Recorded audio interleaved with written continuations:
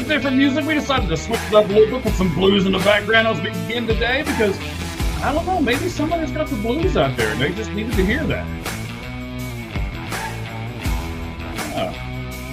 Possible. It's possible. I think we'll figure out before the end of the show that somebody's a little happy about something that's happened to their team, but we'll get to that. We'll get to that, ladies and gentlemen. So Quite. All right. Thank you all very much for tuning in to the Lights Out Sports Podcast with myself, Mike Valentine, and my buddy Cheese right there. Cheese, let's plug this thing early. You have a YouTube channel and you have an X account. Tell me what they are, bud. Yeah, YouTube is at Football with Cheese, CHEEZ. Last 2 days I just did the most underrated players at every position. Offense was on Monday. Today I did defense. And yeah, you can follow me on X at Football Cheese without the with. So yeah. All right, excellent. I appreciate that. I am now scouring to make sure that we are actually broadcasting on Twitter because we have had some problems with that here lately. It does not look like we are, so give me a second here. So for those of you who are with us and you're trying to do the X thing, you need to go to your home, or excuse me, you need to go to your profile page where everything pops up. You can click on the spot on our spot there where it says live, but I will post it up here real fast. You just got to give me a second to remember how to do it. So if you're on X, go to All Gloves Off SM and just click on the logo where there's a circle that says live, pink circle. Just click on that. You'll be able to watch us live. I'm not sure why it doesn't link anymore. I don't know what's going on. Yeah, I'm not sure why either. We gotta get our buddy Ricky on this, but I know. If you're on YouTube, make sure you give this button that looks like this, the thumbs up. If you're watching on YouTube, make sure you do that. And subscribe to both of us if you have not. And hit that bell for notification so you never miss one of our videos. All right, so we are on Twitter right now, so we're good there. Appreciate that. I know you guys are hanging out with us and making sure we do everything correctly, and we are, so we're good. The other thing that we're going to do right the moment, let's get into some of this other stuff here as I click back out and go into some other windows and come back with all of you. All right. As we've already stated, we got some comments up here. We love it when you comment, just like it says below. Oh, look, one of our faithful. Thank you very much, Roman. We certainly appreciate it. And as we will continue to go on here, we tell you that the first thing that we're going to do is the 5 Flamin' 5 in 5. As soon as I can get to it here we need a production manager. That's what we need. But the problem is we can't pay anybody anything. So nobody wants to work for free. I don't understand. Yeah, we can pay in positive energy. There you go. I like that. We can pay in positive energy. Yes. Yes. All right.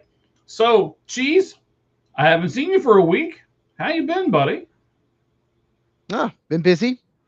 Got some good news about an hour ago. So I'm in a good mood. I'm not grumpy. Right. I'm usually grumpy sometimes. I've been grumpy a lot lately, because Matt LaFleur got retained. But I'm in a pretty good mood. How are you? Well, it's busy. And I'm really living up to one of my sayings. I'll sleep when I'm dead. So, okay. It's been a little whirlwindish, but we're all put together. We got everything in front of us. I'm really looking forward to the show. Should be a great one. So, ladies and gentlemen, let me explain to you how we're going to do this. The 5 Flamin' 5 has changed a little bit. If you weren't with us last week. Instead of me just blowing up poor Cheese all the time, it's going to happen one of these days, and I really don't want it to. This, of course, is Season 2, Episode 2. We'll put that on our moniker here in a little bit because some dummy who set everything up forgot to do it. So Season 2, Episode 2. And when we jumped into Season 2, we decided to do the 5 Flamin' 5 and 5 a little different. So if Cheese can get all 5 of these questions right in the 5 minutes with all the flames around him, because, flames are just cool, then we're going to do an extra question for him. As most of you know, there's not a ton going on in college football right the moment. But if Cheese gets these 5 and 5, then we're going to do one college football question. We'll move on to MLB. And then, of course, we will bring up the rear of the show with our NFL talk. All right. So, Chiefs, Yes. the question is, are you ready? Maybe. Maybe. All right. So, let's see here. 2 football receiver questions, 2 baseball questions, and 1 Packer question at the end. So that's what you're gonna be up against here. Give you a little bit. All right. Okay. So the timer will start at the 5-minute mark when I read the first question, buddy. Here we go. Okay. Mike Trout has said he wants to go back to center field. Has he earned the right to be able to tell the Angels where he wants to play? This is such a tricky question, because sometimes guys just their defense declines. I have not looked up his metrics on defense, but I know he's not nearly as good as he used to be in the outfield. And if he's not the best of all their position players, if he's not the best defensive center fielder, then he should not be out there. Is he earned it? Some people might say he has, because he's Mike Trout, but you should not put a player, no matter who he is, no matter if he's Babe Ruth, in a position where you're worse defensively, your team. If he's better in right or left or wherever, and someone else is better in center, then he should be there, and he should do that for his team. So maybe he's earned the right. I still think it's the wrong move if you have a better defensive center field. All right. Mike Evans is our second question. Mike Evans announced earlier today that he will come back for his 13th season in the NFL. So, Cheese, you being the big draft expert that you are, if I pick a receiver, I'm not even sure if Mike Evans was picked in the first round. You'll probably know the answer to that. Yes, I figured he was. Top 10, yeah. Okay, so if you let's do it that way. If you pick a top 10 receiver, how many years do you expect him to be in the NFL? Oh yeah, at least 10. You know, Julio Jones, AJ Green. You need them to be not only good, they need to be a number 1, and they need to play a long time for you. You need to be Pro Bowler like Mike Evans. Consistent, played a long time. This past year he got hurt, but most of the time he's not. So yeah, you need to play at least a decade. At least a decade, okay. Also today, sir, Robert Woods announced his retirement from the NFL. He signed a 1-day contract with the Rams today. I'm sure you saw all of that. Where would you put Robert Woods? Is he elite? Is he great? Or is he good? He's good. He's a very good route runner. Never had a lot of speed. He was just like he was a good number 2, you know. And toward the end, he probably played 2 years too long. He really couldn't really separate the last couple of years. I'm not sure why he was even on a roster this past year. He just, you know, some of these guys just, you know, they never have speed, and once they lose even a little of it, they're just too slow to separate. But he's, you know, I like watch him in college. Second round pick, good route runner. Yeah, good number 2, so good career, but you know, he's not great. Okay.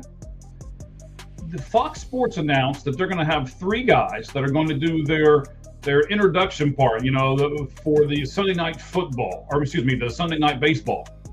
I'm looking forward to this, but I want to know which one of these guys you're looking most forward to hearing on the pregame coverage of NBC's. I think I said Fox a minute ago. NBC's Sunday night baseball coverage. You got Clayton Kershaw, you got Anthony Rizzo, and you have Joey Votto. Which one are you looking more forward to hearing their comments and takes on everything?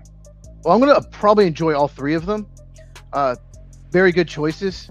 But you know I'm going to say Rizzo just because he's going to tell some really good stories. He's going to, you know, make fun of people, but in a fun, positive way where they'll laugh back. There's a great interaction with him and Freddie Freeman when he's got him in a rundown, like during the play. Rizzo's just he's just always laughing, always positive. It's just, he's going to be so much fun on that broadcast. But I really look forward to Votto as well, too. Yeah. Well, I tell you what, I'm looking forward to Clayton from the pitcher side of it too. So I think, like you said earlier, all 3 of those guys will be great. But I don't want to talk about that too much. I don't want to rush you at the end because I think you're gonna kind of divulge into this last one a little bit. So how happy are you that Packers special teams coordinator Rich, you can say his last name because I don't want to butcher it. Bisaccia, has stepped down from the Green Bay Packers. How happy are you, buddy? Ecstatic. He's horrible. Special teams is a joke. It's been since he got, I think it's been 3 years since he's been there. they've been the worst overall special teams you combine the 3 years. Never been last any year. He's terrible.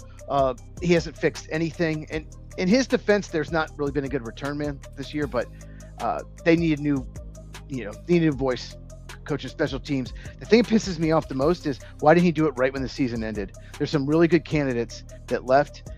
I don't think I would have hired him, but the assistant special teams coach left to be the same job in Cleveland, that special teams coordinator. So they had all these other candidates they could have hired that probably would have taken the job because nowhere to go but up. And now they have to start over. So that's the thing that really pissed me off. Why did it take so long? He's 65 years old. He should have retired years ago. But I am very, very happy because you can't get any worse. And I'll make a video about that tomorrow. So all right, on my channel, look out for tomorrow. I'm going to make a video all about that. It's going to be a quick video, but I need to break it down on the time. I can't wait to see that video. That's going to be great. So it'll be sometime tomorrow. You'll release that, right? Yes. The Packers special teams coordinator. I'm not going to try to pronounce his name again, even though it was kind of fun to say it the first time. I'm not going to do it. Bisaccia. Right? Yeah. Yes. So then Cheese got everything right. He got it done in the 5 minutes. So we're going to leave that right there for him for a moment. And I want to ask you, leave the music in the background for a minute as we continue with the 5 Flame and 5 and 5. This is the unlocked question, Cheese. Trinidad Chambliss was granted an extra year of college eligibility. Here's my first question for you. There'll be 4. Is this the best thing for him on the short term? In other words, 0 to 12 months, as he reportedly signed a 1-year NIL deal with the Rebels worth $5+ million. Yeah, that's crazy. It's crazy that a judge can just decide that, but yeah, it's the best thing for him. Another year starting in the SEC. He started, I think it was Division II, but only 1 year in the SEC, and it's just been proven that quarterbacks, you need multiple years to be successful. Very rarely do you have 1 year big time program, just starting 1 year and you're successful in the NFL. So it's very good for him to get that. And he's $5 million is very good for him. He's going to make more in college than he would in the NFL just next year for sure. Okay, that's very true. So I had him as I'm not the draft analyst that you are, but I had him as the second quarterback being taken, but still as the second quarterback, sometime in the second round, maybe even early in the third round. Where did you have him at, and where did you think he would be taken if he would have come out? That's kind of what consensus had him. I still didn't know yet. I needed to do more of a deep dive. Don't have to do that now. But I think he was either going to go second, third, or fourth as far as quarterbacks go, something like that. But yeah, some people have him second. Third is the most common one I've seen behind Ty Simpson and, of course, Fernando Mendoza. But yeah, right now, I would have probably had him somewhere in the third round if he had come out. But just makes the quarterback class even worse. It's terrible. Terrible quarterback class. Yeah. Just garbage. And so many teams need quarterbacks. It made me rewrite one of my questions because I was going to ask you if the Arizona Cardinals had the third pick and he was there in the second round, third pick of the second round, would you have taken him? But, again, we don't have to discuss that now because that's not going to be a thing. So, yeah, interesting. That would have been. What's the difference, Cheese, in a rookie? Maybe so. Maybe. I don't think so. But we'll talk about that in a minute. So okay. What is the difference in a rookie contract for a player that's drafted in the second round as opposed to the third round of the NFL draft? Is there a big monetary difference in between the two? Between second and third round? Well, yeah. So the first pick of the second round, for example, you said like early if you went the third pick of second round, Chambliss. So Carson Schlesinger went 33. He signed a 4-year, $11.8 million contract with 6.5 guaranteed. Okay. Trying to think of a third who was picked early third round. Here, I'll just give you an example of, let's see, who was. They were pretty bad last year. Let me see. I'm not putting you on the spot or anything like that. Well, I'm just trying to find okay, so here's a guy that's drafted right at the end of the second round. Okay. Okay, 4 years, about $7 million, about $3 million guaranteed. The tackle for the Bears who was drafted at the end of the second round. Okay. So basically, you the beginning of the third round is about 7 years, about $3 million guaranteed, 11.8 for 4 years, about 6.5 guaranteed. That's a round difference. And of course, guys in the top 5 get $30, $40 million contracts, all of it guaranteed. So Yeah, the big drop off, and it's a thing that we talked about. A quarterback now at a big time program, if you're not going to be a top 10 pick, maybe even top 5, if you're told, okay, you're not going top 15, but you might go late first round, it's better to come back money wise and improve your stock. You'll get paid more with NIL money.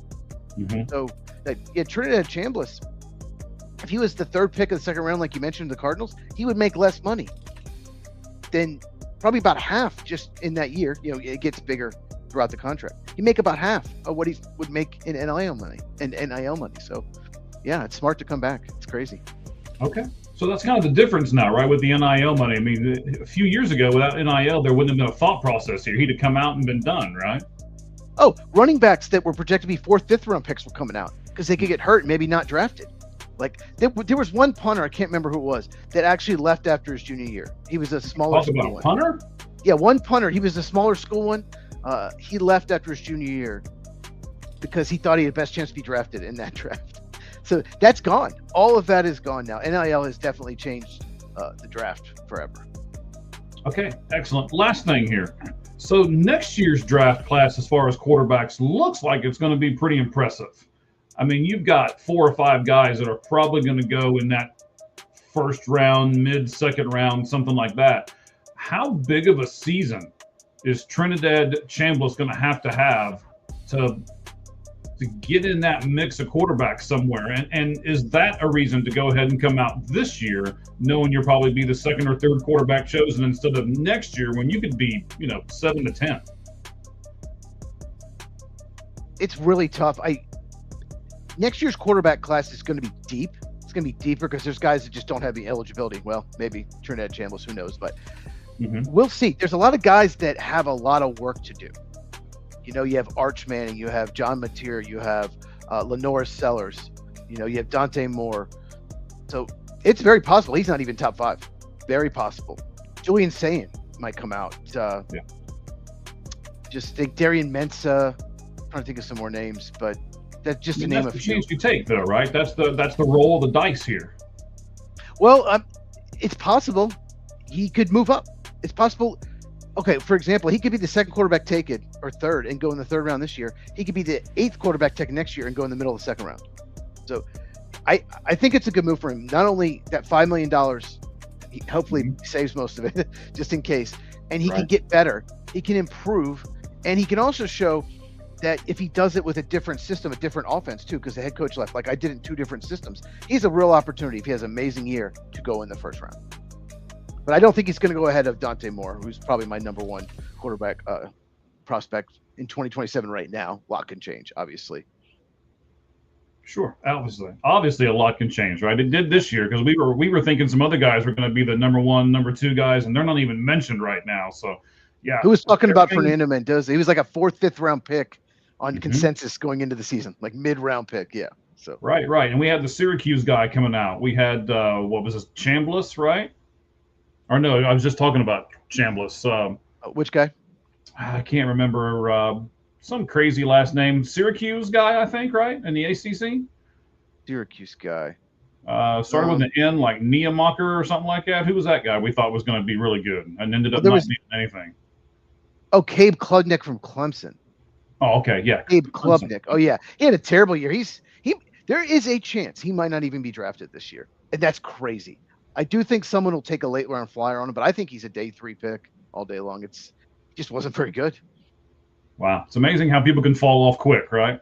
Yeah. Clemson, it seemed like all their prospects, all their stocks dropped. Like every prospect on Clemson had a worse season than the year before. I just don't know how that's possible, but it is. Going into the season, I thought they had the most draft talent of anyone, and they probably don't even have top 5 now. Wow. Because all the stocks that dropped, and some other, Indiana obviously jumped up a bunch. So, yeah. All right, buddy. I like it. We had to do a little bit of college football, at least, even though there's not a whole lot going on. I wanted to make sure we visited that spot and talked about it a little bit. We're going to jump into our MLB right now. We have 4 pitch talk, and here in just a few moments, Cheese will take over the segment, and we will do his football segment. That will be 4 down territory. So we'll get to both of those here in just a moment. Let me tell you, first of all, guys, you can catch us on Facebook on my personal account. There's the name right there below that double chin. You can go to Cheese's YouTube account and catch us. You can go over to our YouTube account, All Gloves Off Sports Media. You can do that one, or you can go to Twitch now. We're there, and you can also go to our X account as well, All Gloves Off SM. So once you get to our YouTube page, let me see if I can get this right, Cheese. You got to go there. You got to hit the thumbs up and like it. Then you got to hit the bell for notifications, which will give you a notification every time we make a new video. And then I think that's it, right? Or did I miss something? Yeah, that way you don't miss it. That's what that notification bell is for. Because you never know. We do a podcast every Tuesday night, but sometimes we do specials. Sometimes we do watch-alongs. So you never know. And, who knows what's going to happen? We got draft season coming up. So very true. We're looking at a few things in the background. We're gonna try to do some special stuff here between now and the draft. And then, of course, I've started one on that YouTube channel, the All Gloves Off Sports Media. You can get it right below my name, right below the double chin there. It is Seeing the Whole Field. So you can check that out as well. A little shorter videos, 10 to 12 minutes. And we just take some subjects in baseball and look at them throughout the week. So, buddy. You wouldn't believe where spring training was before if you watch those videos. If you watch your spring training, I watched all three. It's crazy. Some of those where spring training used to be. It's so different now. Isn't it though? Some of that, where it came from, where it all happened and everything else. Yeah, absolutely insane. All right, guys. So it is time. It's time for the best graphic in all of podcasting. Here it comes. And it, of course, has to do with our MLB 4-pitch talk.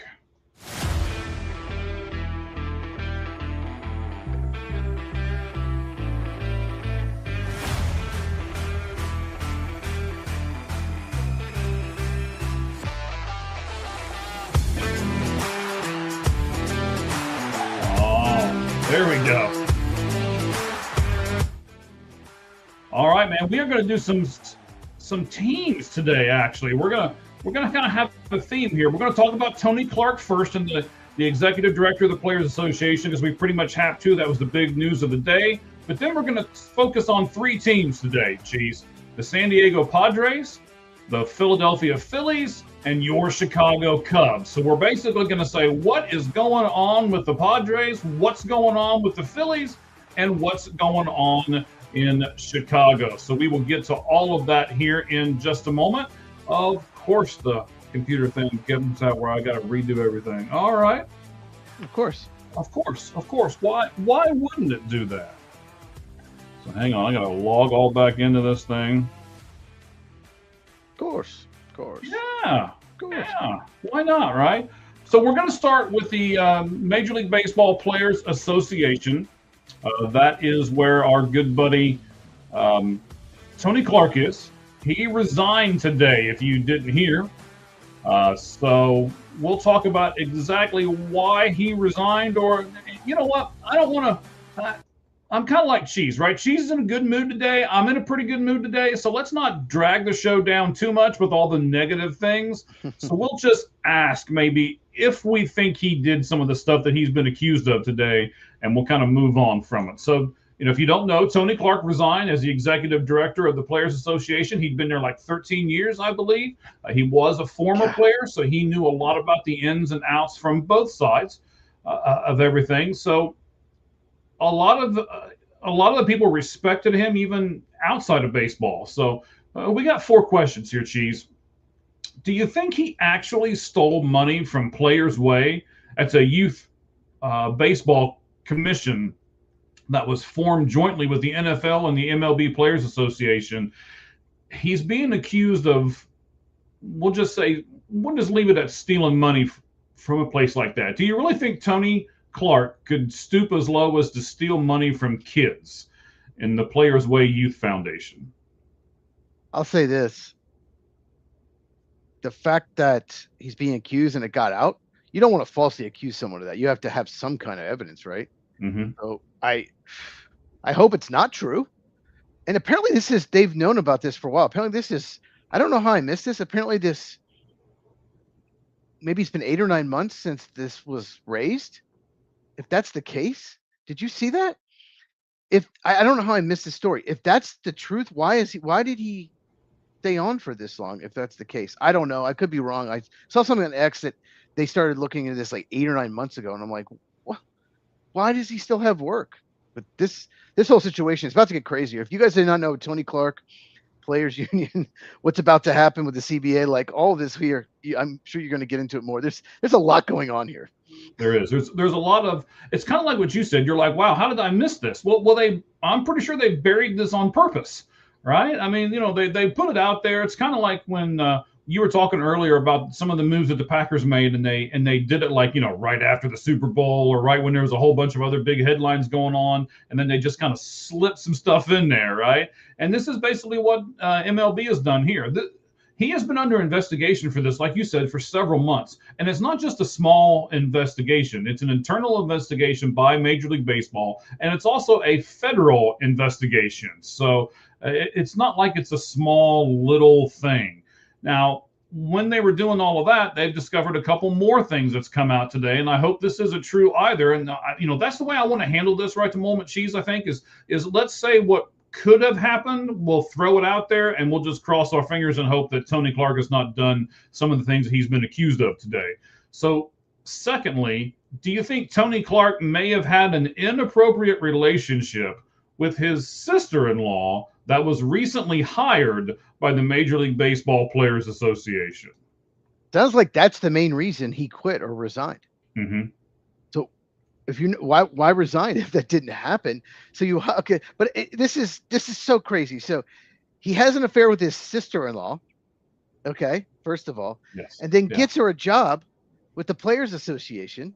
Probably to shut her up.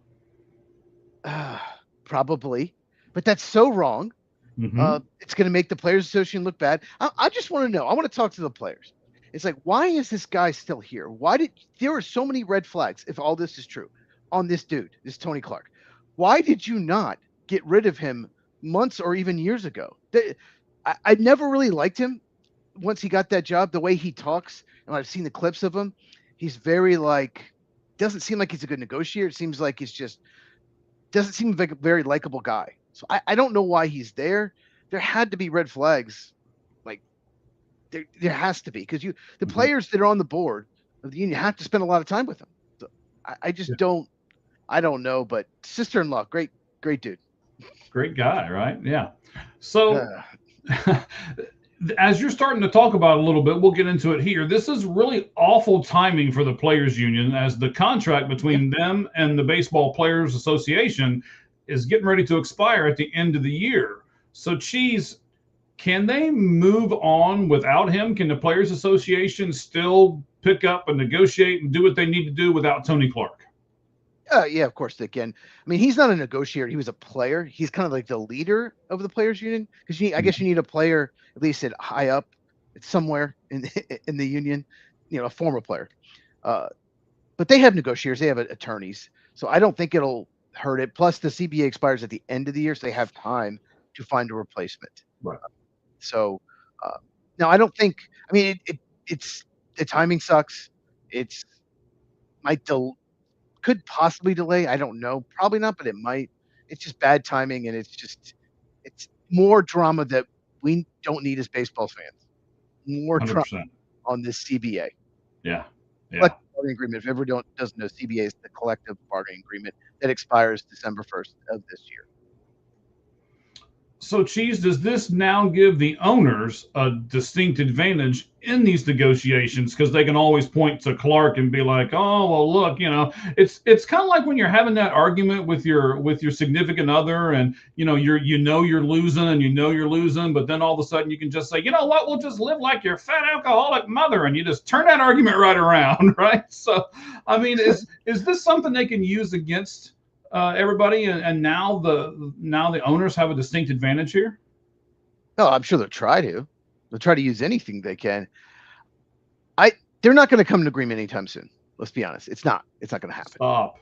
So hold on.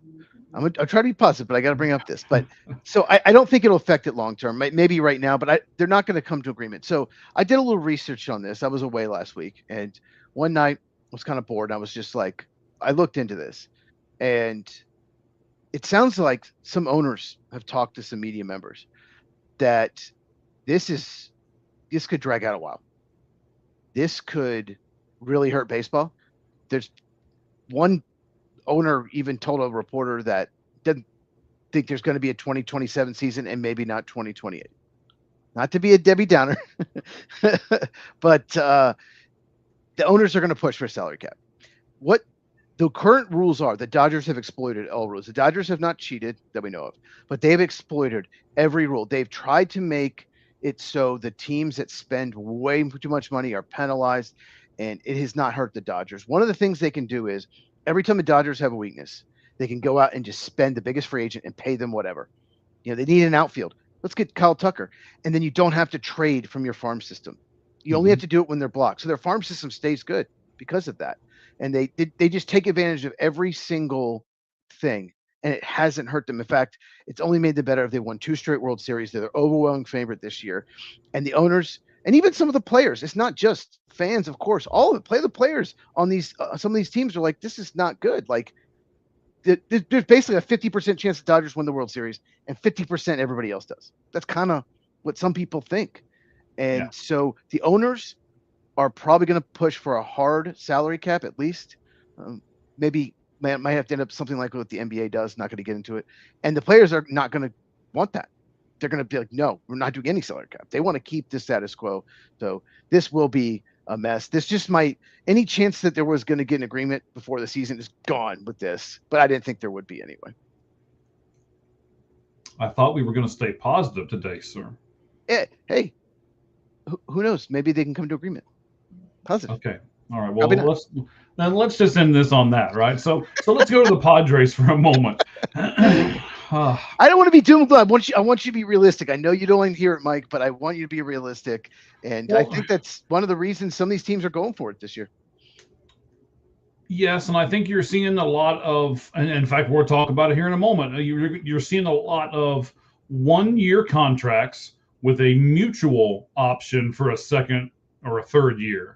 Yeah. That's what San Diego Padres are doing right now. Let's go ahead and talk about them. So in the last few days, they have signed pitchers Griffin Canning, Walker Buehler, and German Marquez. He used to be with the Rockies. Buehler was more famously with the Dodgers, Red Sox last year. Griffin Canning's kind of bounced around. Probably his best year was with the Angels a year or two ago. But this is what they're doing. They've all of a sudden signed these 3 guys right at the very end, right before spring training comes along. What do you think about their strategy here as far as the Padres and waiting to the very last minute and then signing 3, we'll call them average pitchers instead of trying to go out and spend huge money on one great big one? You have to have depth. I'll say this. You have to have 8 or 9 starting pitchers now in today's baseball. If you don't, if you have 6 or even 7, you're going to end up playing guys that should be in AAA. Like my Braves. Like they're in serious trouble because 2 of their young pitchers have elbow pain. So you're going to start someone like Bryce Elder, who had a 5.3 ERA last year. He looked worse than that. I'm surprised it was less than 6. And what you have to do is you have to have depth. So I like these moves. Griffin Cannon actually pitched decent for the Mets last year. I think he pitched for the Mets. Buehler, give it a shot. If he makes a team, it's like what, 1.5 million. Yeah, he has been hurt, hasn't been nearly good the last couple of years. German Marquez, I don't know. Maybe gets out of Colorado. Maybe he'll be better. So I know that the rotation's already set, but people get hurt. Look at the Braves. All 5 starters missed at least 6 weeks last year. At least. That's a crazy stat right there all by itself. So, yeah. So now that they have Nick Pivetta, you said, hey, their starting pitching is pretty well set. Kind of, sort of. So they have Nick Pivetta. We know he's going to be the one. Then you've got Joe Musgrove. You got Michael King. You got J.P. Sears that they got in the trade with the Athletics. You got Randy Vasquez in there. You even got Tristan McKenzie. If you guys don't remember, used to be with the Cleveland Guardians. They've got him on a minor league contract, just like they do Walker Buehler. So not all of these guys can make the roster, though, Cheese. Do you think San Diego has had words with these guys and says, hey, we'll put you down in AAA?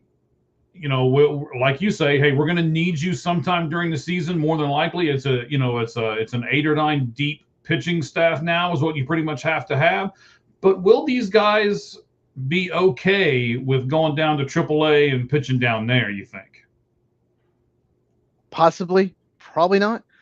More than likely, they might just be like long relief, like maybe spot start kind of long relief.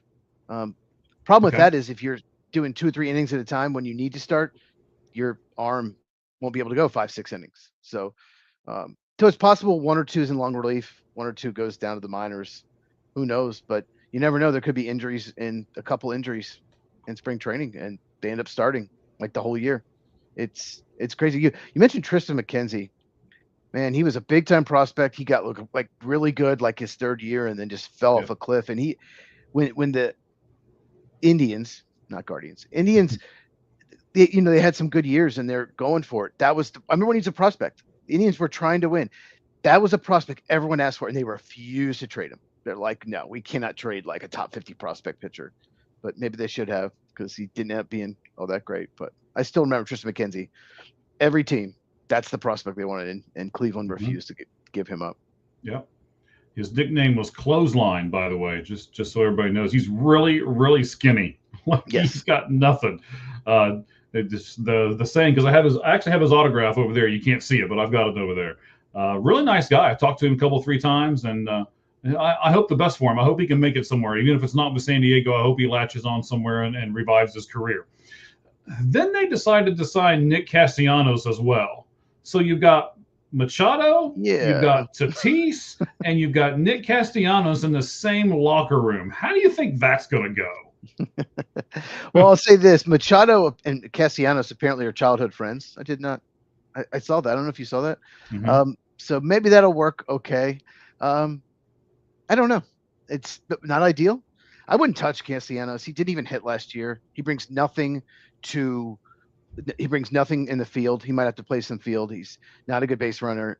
If he doesn't hit, he's worthless. And he might, bring a beer in the clubhouse. He did that in Miami after getting taken out for a defensive replacement. But you're a terrible defender. You always have been. So, he came up as a third baseman, and he was so bad that the Tigers were like, no, you're a left fielder. Yep, I remember. I remember. I remember fondly, yes. And now I don't know if you've seen the videos, but he is now trying to work at first base with the Padres. So we'll see how all that works out. So the last thing that the Padres did is they extended AJ Preller. Now that's their general manager. And these teams anymore don't tell you how long or how much money. They just say, "Oh, we've extended him," and that's it. Number one, I don't like that. I can't stand that. Let me know. If I'm a Padres fan, especially, let me know how much longer my GM's going to be there. Let me know what you're paying him. I think I deserve to know as a fan. What do you think about deserving to know about people's contracts and stuff like that? Should the teams be able to keep anyone secret, whether it be player or front office personnel? Because players, obviously, you have to know the contracts. But I don't know Matt LaFleur's contract. I don't know, Brian Gutekunst, the GM of Packers. I don't know his contract. So, coaches, you don't have to tell, in GMs. I don't like that. They should have to. We should know what they get. Yeah, AJ Preller is one of those that, I think he's done some really good things. He's done some dumb things. I know some fans are happy and some are not. I guess it's one of those, who are we going to get that's better? It's an unknown, but they typically make the playoffs every year. But yeah, I would like to know what they gave him. Well, I mean, what I'm curious about with Preller here is he's taken a different approach. It seems like every offseason. There was the one offseason where they signed everybody and just paid them all kinds of money and said, "Come on, let's come be a Padre." And then there's this year where they didn't sign anybody till the very last minute. Now all of a sudden they're signing all of these guys to really small, short contracts. So, yeah, and at the deadline, if you remember, there were rumors they were going to, even though they were a playoff team, they made the playoffs, they were going to shop some of their guys that were free agents and just kind of punt on the season. And the Padre fans, there was some backlash, and they decided not to do it. They actually bought. Of course, they lost first round of the Cubs, but you had to throw that in there, didn't you? Well, it was a close series. It's a stupid 3-game series. They keep adding playoff teams, but I don't like that. But that's topic for another day. But looking back, yeah, maybe they should have, but you have to go for it. I mean, you're a playoff team. Why are you not why are you trying to trade your players away? And they didn't. So I got to give him credit for that, for actually buying and going for it. Okay. So we've talked about San Diego. Let's move to Philadelphia. So what in the world's going on in Philly, right? I don't know if you saw this. Trey Turner said about the World Baseball Classic. I'm paraphrasing. I couldn't find it right away, so I can't quote it to you, but I'll paraphrase it. Says, I would have loved to play for Team USA, but my phone never rang. So I want to talk to you about this real quick, Cheese. Everybody really loves this World Baseball Classic except for you. And no, I'm not alone, but go ahead. Right. Well, you're not alone, but I think a lot more people like it than don't like it. I'm getting kind of on the fence. I really, I was up here. I really liked it. And the more stuff I hear, I'm gradually kind of coming down to Cheese's level, because this could really hurt. I'm getting there, buddy. The cheese level. The cheese level. That's got to be a thing. We got a hashtag. Somewhere Shauna's like, oh no, not another one.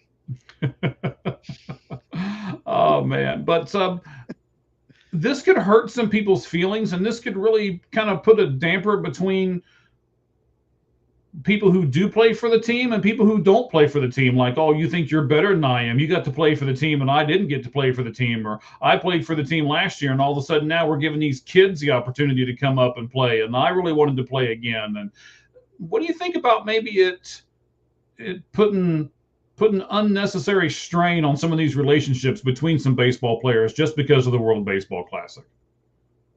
Well, this is what I'll say to Trey Turner. You are not better, not even close to Bobby Witt Jr., and you're not better than Gunnar Henderson, and those are the two shortstops. They are younger players, but he's just not at this point in his career. He's not better than them. That's why his phone didn't ring. It's very simple. I get it. If the shortstop's someone who's like a one-win player, who's maybe like a great defensive player, but not average offense or something like that, I get it. I'd be mad. But that's why he wasn't called. It wasn't Bobby Witt Jr. wants to play. He's going to start shortstop, and you have Gunnar Henderson as the backup. There's no spot for him. What's he going to do? Sit in the bench the whole time? So, and Ernie Clement. Which is what Bobby Witt Jr. did last year, by the way. I read because I won't say Bobby fired back at him, but Bobby Witt Jr. said, well, the last time we got to do the World Baseball Classic and I was involved, I got 2 pinch hit appearances, 2 pinch running appearances, and that was it. So he's basically saying, Trey, I went there last year. I sat on the bench. I did what I was told to do, and now I'm going to start. So shut your mouth. Yeah, Trey Turner, he had his time. He's in his 30s now. So that's the reason you didn't call it, is they're just better players. I wonder if he wasn't taking a shot at the Philadelphia Phillies, because we're going to talk about some other people taking shots at this club all of a sudden. Maybe he's saying that the Phillies don't want their players to play in the World Baseball Classic, and that's why his phone never rang. It's possible, but Phillies, so far in this CBA, collective bargaining agreement. Sorry, didn't mean to bring it up. There's nothing that the teams can stop. I don't even know if you can put that in the contract. So if Trey Turner wanted to play, there's nothing they could do. Okay. So second, GM Dan Dombrowski said he questioned if Bryce Harper was still an elite player. My question for you, sir, and I'm going to be really curious on this because we may go kind of back and forth on this for a minute. Was Bryce Harper ever an elite player? Yeah, I think so. Yeah? Oh, yeah. He can really hit. Oh, yeah. Is he as good as used to be? No, he's not. But that dude can really, really hit. What do you think? I just think he was coddled from the beginning. He was a prodigy from day one. I mean, we heard all about Bryce Harper, him and Mike Trout, right? Those are the two guys that we kept hearing everything. He signs this huge contract with the Phillies. He was with the Nationals for the front part of his contract. He signed a huge deal with Under Armour that's now expired as well.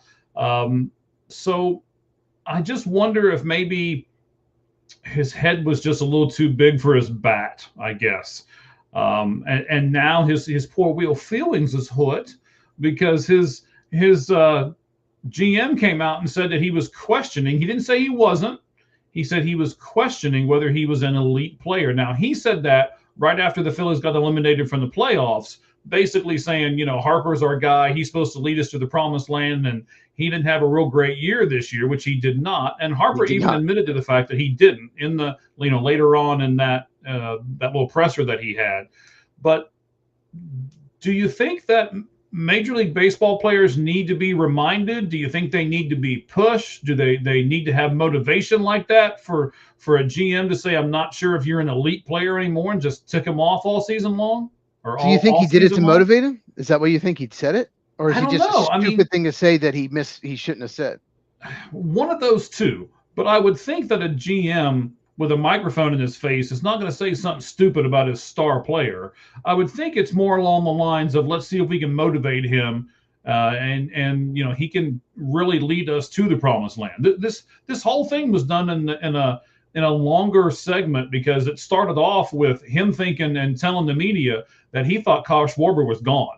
He thought Kyle Schwarber was going to sign with the Reds, and I guess him and Schwarber had a conversation, and Schwarber basically said, yeah, I think I'm going to go home and play for my hometown team. And then all of a sudden it got turned around. The Phillies just offered him more money. Sounds like Myles Garrett in Cleveland, right? I'm leaving. No, you're not. Here's the Brinks truck. Okay, I guess I'll stay, right? So same kind of thing, same kind of comments, same kind of concept. I don't know. I think he was lead. I think he had a couple of years where he was just maybe the best hitter in baseball. He was, but he's not a lead anymore. But it's just a stupid thing to say. It helps nothing. It draws more attention to that he had a down season. It's just dumb. And I would not like it if I was Bryce Harper, even though it's true. He's not anymore. I think he used to be, but it just, even if you tried to motivate him, it doesn't help anything. All it does is bring negativity to it. And it seems like the Phillies and the Mets are like this too. There's always something, like every year in those organizations, there's always something that's unnecessary that brings negativity to organizations. You remember when the Mets fans were booing, and Francisco Lindor and Javi Baez were booing them back, putting down thumbs? Like, that was so dumb. Yeah. Like that, there was always something with the Mets and the Phillies too. There's always something every year. There's something negative that it's unnecessary, and it's Dombrowski's fault for saying it. So Harper actually responded by calling the statement, quote unquote, wild, and said that it actually broke a team policy to keep things in-house. Do you really think the Philadelphia Phillies have a policy to where they can't talk bad about their players and they have to keep things like that in-house? And is that good for the team? I don't think it's in writing. Maybe it's just like a verbal agreement. And I can't imagine that being in writing. Everyone signed this. Don't talk about it. I mean, that doesn't make sense. The Phillies media would never get anything. Right. But I like that, though. I like to keep it in-house. As much as fans want to know stuff, you should keep stuff like that in-house. If there's issues, it should not be leaked to the media. You shouldn't say stuff like that. Like I said, it brings just negativity and a distraction that you do not need. And the Phillies have a very good team, so they don't need this. What do you think? Do you think it's better to just keep it in-house? I think it's better to keep some things in-house, but I also understand you trying to motivate somebody too. So I can see both sides of it. I would love to talk to Dan Dombrowski and say, hey, why did you feel the need to say that comment at that time? What were you? Did you have, malice, or did you have, different intentions on trying to do it? Or was that just, like you said, something stupid that you were like, oh, snot. And after you said it, you're like, man, I wish let me grab those words back and put them back in my mouth, but you can't, they're out there. So we'll see. We'll see how it all unfolds. And I, like you, think there's a few kinks in this Philadelphia Phillies armor right now that may end up festering a little bit before the season's all said and done. We'll see. Last thing here on the Phillies, Cheese. Nick Castellanos was upset about getting benched and said that Rob Thomas didn't communicate well with any of the players. Excuse me. Do you like working with a guy who speaks his mind, or would you rather work with a guy who puts his head down, shuts up, and does his job? Shuts up and does his job. Absolutely. Speaking your mind, there are very few people that are good at it. Charles Barkley is good at it. He's very good at it. But very few people are. When they do, it just comes off bad. So I would much rather have someone just shut up, do your job, don't draw any attention to it. And Rob Thompson, they've won 95 games each of the last 2 years, at least 95, and they were one and done in the playoffs both times. So probably a little bit disappointing last 2 years. Win 95 and 96 games, and they didn't even win a playoff series. I think his first year they went to World Series and lost. Yeah, if that's true, I mean, Nick Castellanos, can you really trust? That's not the best source. Obviously, he doesn't like him. He doesn't like him because he takes him out for defense. He brought the beer in the clubhouse. He doesn't like him. It's clear. So I don't necessarily trust. Maybe Thompson doesn't communicate well with Nick Castellanos because he doesn't want to, because Castellanos is such a, diva. But I don't know if I trust Nick Castellanos when it comes to that. Right, but I want to play devil's advocate here for a moment. If something's wrong, I want somebody to speak up. The last thing I want is for everybody to just ignore it. Nice Packers cup, by the way. I don't want everybody to. Last second, I switched it after I heard the news. It was going to be a different mug. Okay, all right. You'll find out which one next week. Okay. Anyway, sorry. Go ahead. No, you're good. You're good. What you're saying is sometimes this stuff needs to come out. Like yes. Keeping stuff in can. Okay. But especially if there's preferential treatment going on or something like that, right? I mean, that's the kind of stuff that needs to come out. That's the kind of stuff that, I don't mind, me personally, I don't mind challenging authorities on it or anything like that. I mean, even if they're way above me, and, I've had my share of doing it all over the place, but sometimes, and you're right, though, I will give you the credit for what the statement that you said. Sometimes it doesn't always work out, and not everyone's good at doing the challenge thing. It's kind of how you do it. And, should you bring the beer to the clubhouse? No, probably not. Right. Should you go to the media with it? Not in the beginning, at least. I mean, but that's also the media's job, right? Is, oh, look, Nick looks pissed. Let's put a microphone in his face and see what he says, because he's just going to speak his mind and speak his truth. So play better defense. If you play better defense, you don't get taken out defensive replacement. That's true. It's true. Play better defense. That's the simple solution. And, yeah, the beer thing, you're not allowed to have alcohol in the clubhouse or the dugout. So I don't know. Should he be suspended? I don't know. I don't think he was. He never was. No. Maybe he should have been. Maybe so. Very, very true. Very true. If you can't be the guy who says, I don't like it when people break rules, and then you're holding a beer in your hand where you're not supposed to have one, right? It's so petty. You're trying to make a statement. Oh, I'm going to bring a beer. He took me out, so I'm just going to bring a beer. What are you trying to accomplish? It makes you look bad. It doesn't make the manager look bad. It just makes you look bad. Yeah, I'm surprised anyone would even sign him. You better hope that he hits, because otherwise he is a liability having in your organization. Yeah, and when the Cubs had him for 2 months at the deadline, they traded for him, and he hit great for them, and they didn't even try to re-sign him. That tells you a lot. It does. You're right. The Reds had him. He did really well over here in Cincinnati, and then all of a sudden he was gone. So everyone can tolerate him when he hits, but when he stops hitting, no reason to have him on your team. True. Now we're going to look at what's going on in Chicago. And Cheese, you're the Cubs guy, and I wanted to bring this up a little bit because it's not really anything negative as far as that part goes, but I do still feel as though it's something we should talk about. Because of the timing. So let me get to what I mean here. So the Cubs have two outfielders in Ian Happ and Seiya Suzuki that are in the final year of their contracts. So when you're in the offseason, you work on signing new players, and you work on tinkering with the lineups, and you work on, hey, we need a right-handed bat off the bench, so let's go get that guy. Or we need, you're plugging holes, right? You're making your 26-man roster the best that it can be. And now you're reporting to spring training. And it's a little different time now. Most teams are not tinkering with their roster anymore. They're pretty much set. So this is usually the time when you look at these guys that have, final years of their contract, and you're trying to decide, all right, do we want to sign these guys long-term? Do we want to give them a couple more years? And we've got this guy in the minors that's going to take their spot, in 2 years or whatever it is. But the Cubs and Ian Happ and Seiya Suzuki both guys today said that they've not had any talks with the organization about extending their contracts at all. So, Cheese, do the Cubs need to sign them both back to their team? They don't need to sign them both. It'd be nice to extend one of them, but I'll just say this at first. It could have to do with the CBA.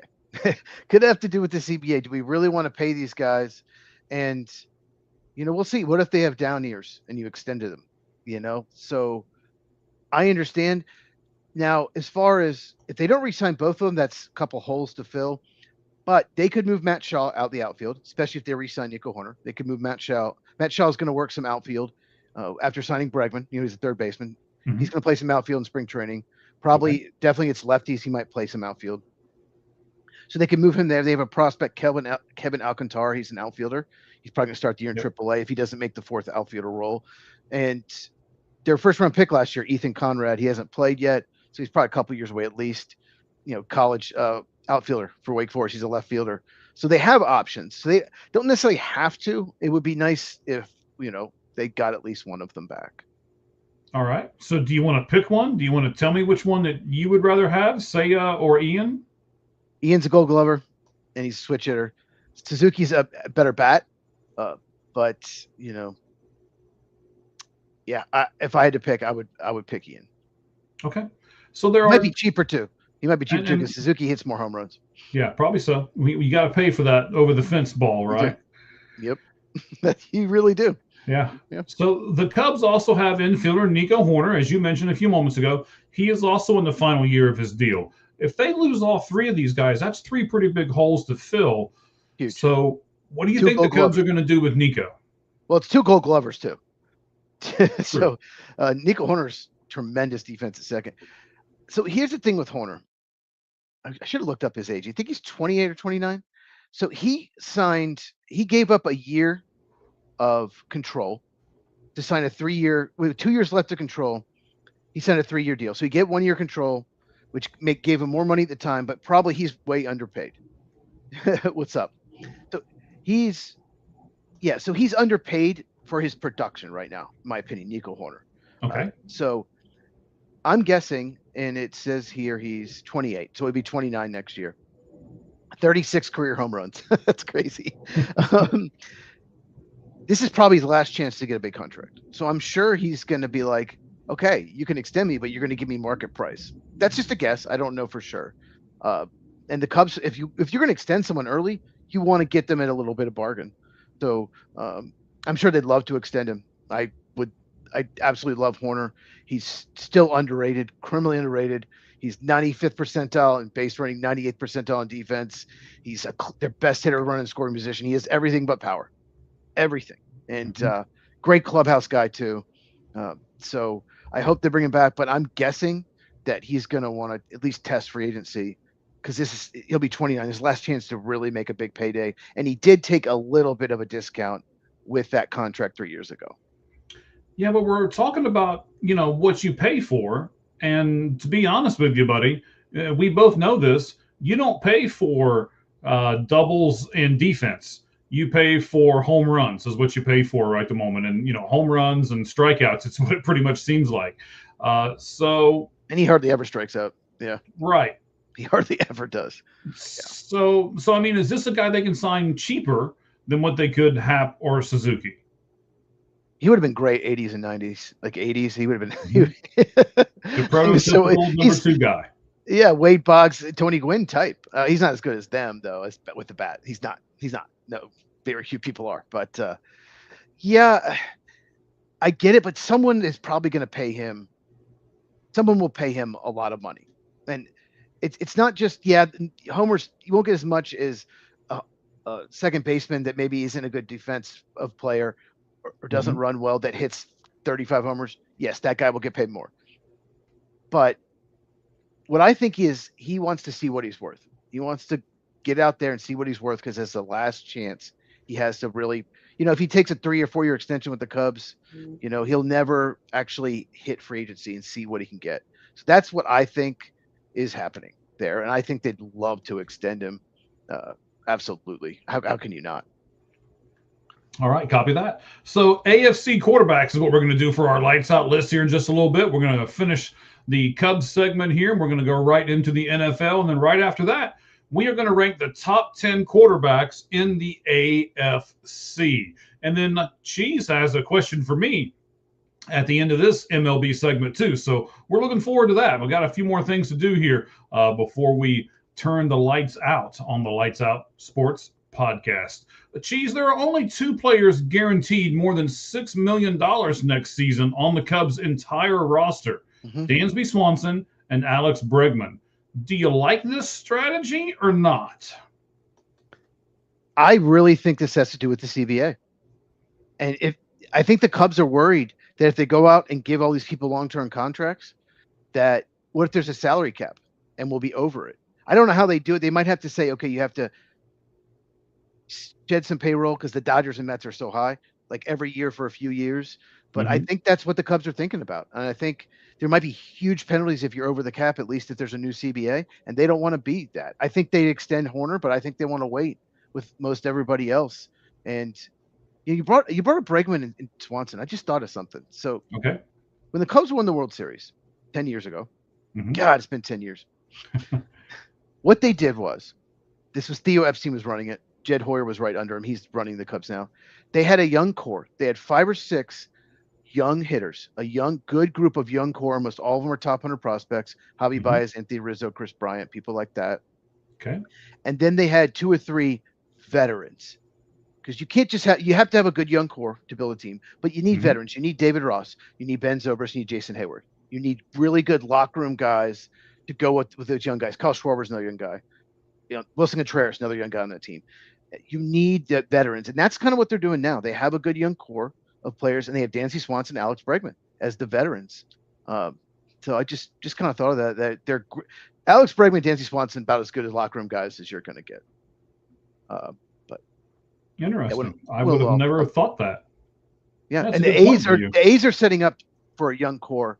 Yes. Hopefully in a year or two, they go after some veterans to stick with that young core, and maybe 2028, 29, they'll be really good. I hope so, but they have a really good young core. They do. They really, really do. Yes.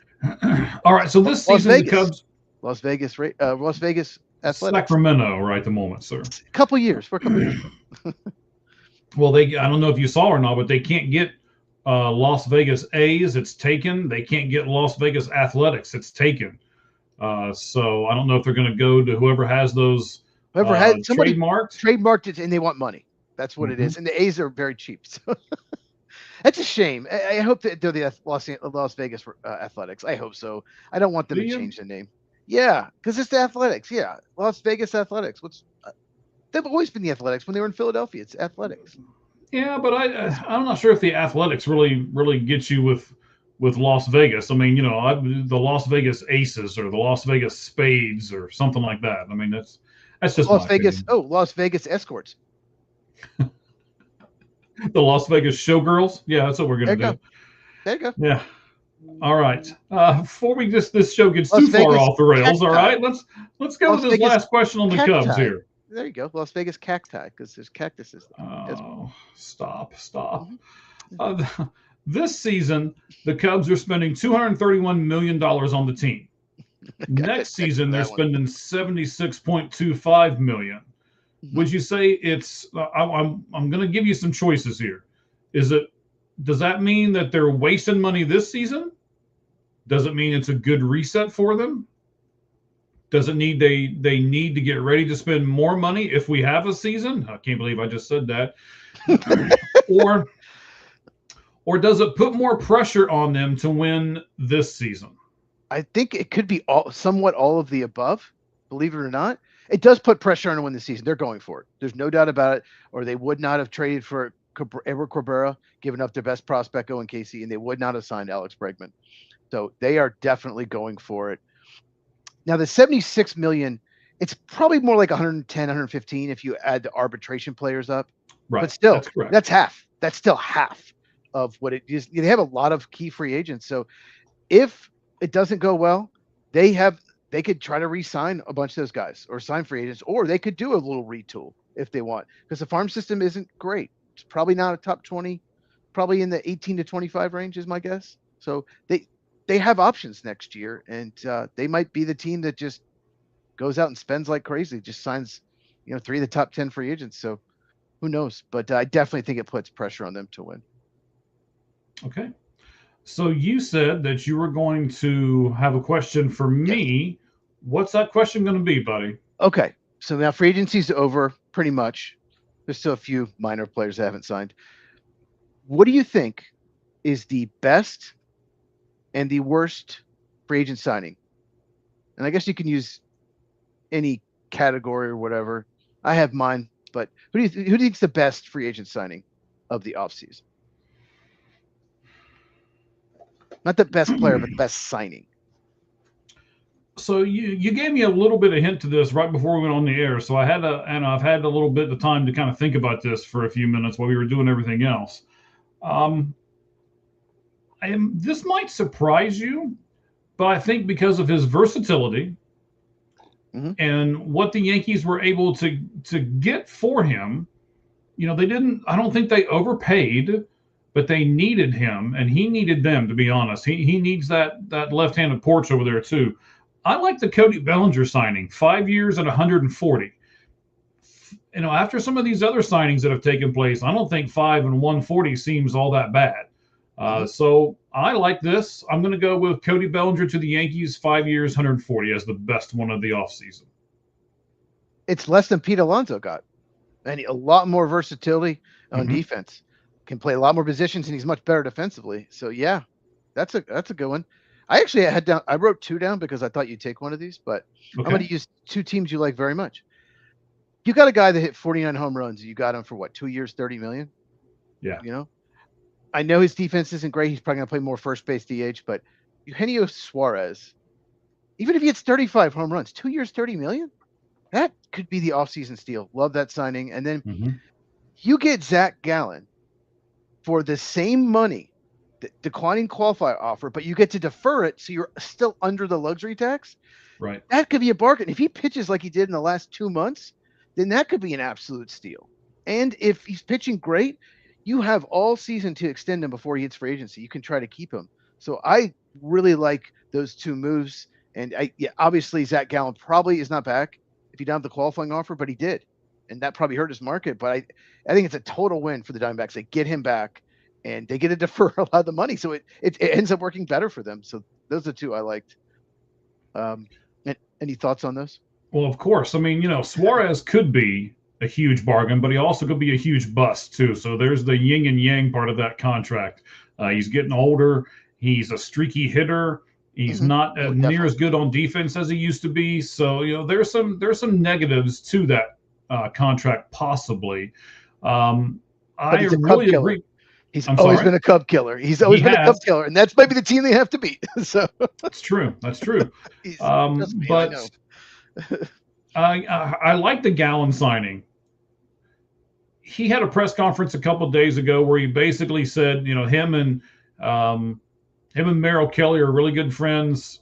Outside of baseball, they play golf together. They do all this stuff, and they pretty much made a pact that, if there wasn't an offer that blew them away, they were going to come back to Arizona because they liked it in Arizona so much. So good job to Arizona for making a culture that players want to come and play for. I think that's that's a really big thing that kind of goes unnoticed, is they basically said that we want to come back because of the culture and because of how everything's set up here. And, we're familiar with everything. And, both of them live not too far away. So I'm sure that had something to do with it as well. And Zach Gallen's wife was raised in Arizona too. So, all those things I'm sure help. I don't know if you know this, because we didn't, according to Cheesehead TV on X, both Rich Bisaccia, right? Bisaccia. Yeah, okay, whatever. And the assistant, Byron Storer, are gone. So both of them have. He took the job with Cleveland. He's their new special teams coach. Oh, that's right. You did say that. If they wanted to promote him, which I want someone new, they blew the opportunity. The timing, they've got to explain the timing. It says that he stepped down, but I don't know. But if he got fired, then you do it right at the end of the year. I just don't understand. But yeah, so it's a whole new group of special teams, but more than likely they'll go after someone who's an assistant special teams coach, hopefully at a team that's great at special teams. I don't know who the assistant special teams coach of the Seattle Seahawks is, but I don't care. Just hire him. give it a shot. But they need a return man. They don't have a return man. Once Keyshawn Nixon went to corner full time, they have not replaced him. So they've got to get a better return man.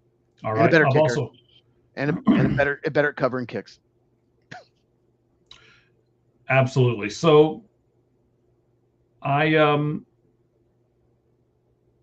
really want to look at this Major League Baseball Players Association thing too, because there's some more stuff coming out even as we're talking here. So they did not vote today on who to replace Tony Clark with, but I guess they're going to vote tomorrow or as soon as tomorrow. That's quick. Yeah. So it's almost like they knew this was coming and they had somebody set up already. So I got an idea. Ryan Braun. Oh, stop. That was funny though. That was really funny. Okay, so what is your worst contract? What contract do you think was your least favorite? All right, so you can hear my phone going off. I'm getting all kinds of stuff from people here. So there's also a thing here when where I said escorts. Yeah. Yes. Oh man. So we also I just put it up on our X account, All Gloves Off SM. It's a pretty good rant here between so Micah Parsons goes off on Skip Bayless, somebody who I can't stand anyway. So I linked it over real quick. I want to watch it when we're done here. So nobody likes him, and Micah has stayed silent for I guess that finally he just had enough. But have you seen it yet? I have not, but I've heard of it. I got texts about it, but I'm sure. Yeah. I try not. Yeah, I try not to talk about Skip Bayless as little as possible because that's what he wants. He's a complete narcissist. He wants you to talk about him. He doesn't care if it's negative or positive. This is what he wants. He wants Parsons to react. But like Charles Barkley, he wants Charles Barkley to react to him too. Charles Barkley, they absolutely despise each other, and I agree with Chuck. All right. So I said Cody Bellinger was my best contract of the offseason. Yep. 7 years, $189 million for a starting pitcher that really has got, it's for Dylan Cease. That's what Toronto paid for him. And Dylan Cease has had a really good year, a really bad year, a really good year, a really bad year, like back and forth for quite some time now. So if you sign him to a 7-year deal, you're either going to get 4 good years or 3 good years, and that's all you're going to get for $189 million. I don't like that trade-off at all. That's terrible. So I'm going to say Dylan Cease is going to be the worst contract signing of the offseason for the Toronto Blue Jays. So I'm going to cheat a little and do 2. I had 2 just in case you said the one for me. I just say this. The Mets better hope that Bichette can play third base and that he doesn't get hurt. That's all I got to say. That could be a disaster. It's only a 3-year deal. He didn't get 6 or 7 million, but 3 years, 126 for a guy that didn't stay healthy last year and was really bad at short defensively. Probably should be better at third base, but we'll see. But the worst contract to me is Marcell Ozuna, 1 year, $12 million to Pittsburgh. I don't want that guy anywhere near my organization. He's he grabbed his wife, strangled her, hit her with a cast when he had a cast on his arm. He got a DUI the next year. I don't want that guy anywhere near a young group locker room. And the people online, the Pittsburgh fans, wherever saying, "Oh no, but he turned a new leaf and he was great." He had any incident in 3 years. People like that, yeah, they can go years and then just something could happen. And he didn't hit last year. Why are you paying him? It's like they're desperate for a bat. I think that could end up being a total disaster for Pittsburgh. I do too. I said it when they first did it. They've now given me a reason to despise the Pittsburgh Pirates. There was nothing more than I do as a Reds fan. So yeah. There was nothing for so many years to dislike the Pirates about. Nothing. But yeah. And here we go. Thanks. Appreciate you. Here we go. All right, buddy. So let's go into this NFL segment. I know you are really, really waiting to do that. So let's go ahead and do it here. Let's flip down to where we need to be. Let's give us our music, and let's get into NFL 4 down territory. Okay. As soon as I find the music, we'll be right there. All right. Oh, there it is.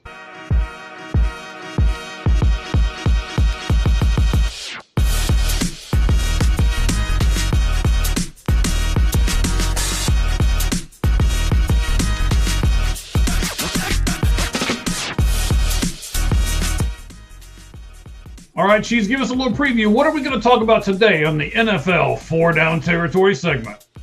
We're going to talk about what veteran quarterback the Vikings may sign to go with J.J. McCarthy. We also are going to talk about Malik Willis, possible destinations. We're going to talk about Trey Hendrickson and the Cincinnati Bengals. And then we're going to mention Tyreek Hill and whether we're interested in signing him, as he was released by the Dolphins.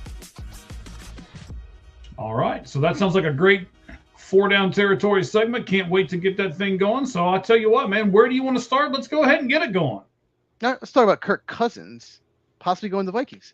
So the Falcons are expected to release Kirk Cousins. That's going to happen. It's the rumor now, but we all know it's going to happen. Mm-hmm. And the Vikings apparently are interested in a reunion. He was the quarterback a couple of years ago for many years, and they need someone to compete. They've already said a veteran to compete with J.J. McCarthy, maybe even be a bridge to give McCarthy maybe more time to develop after really struggling this past season. And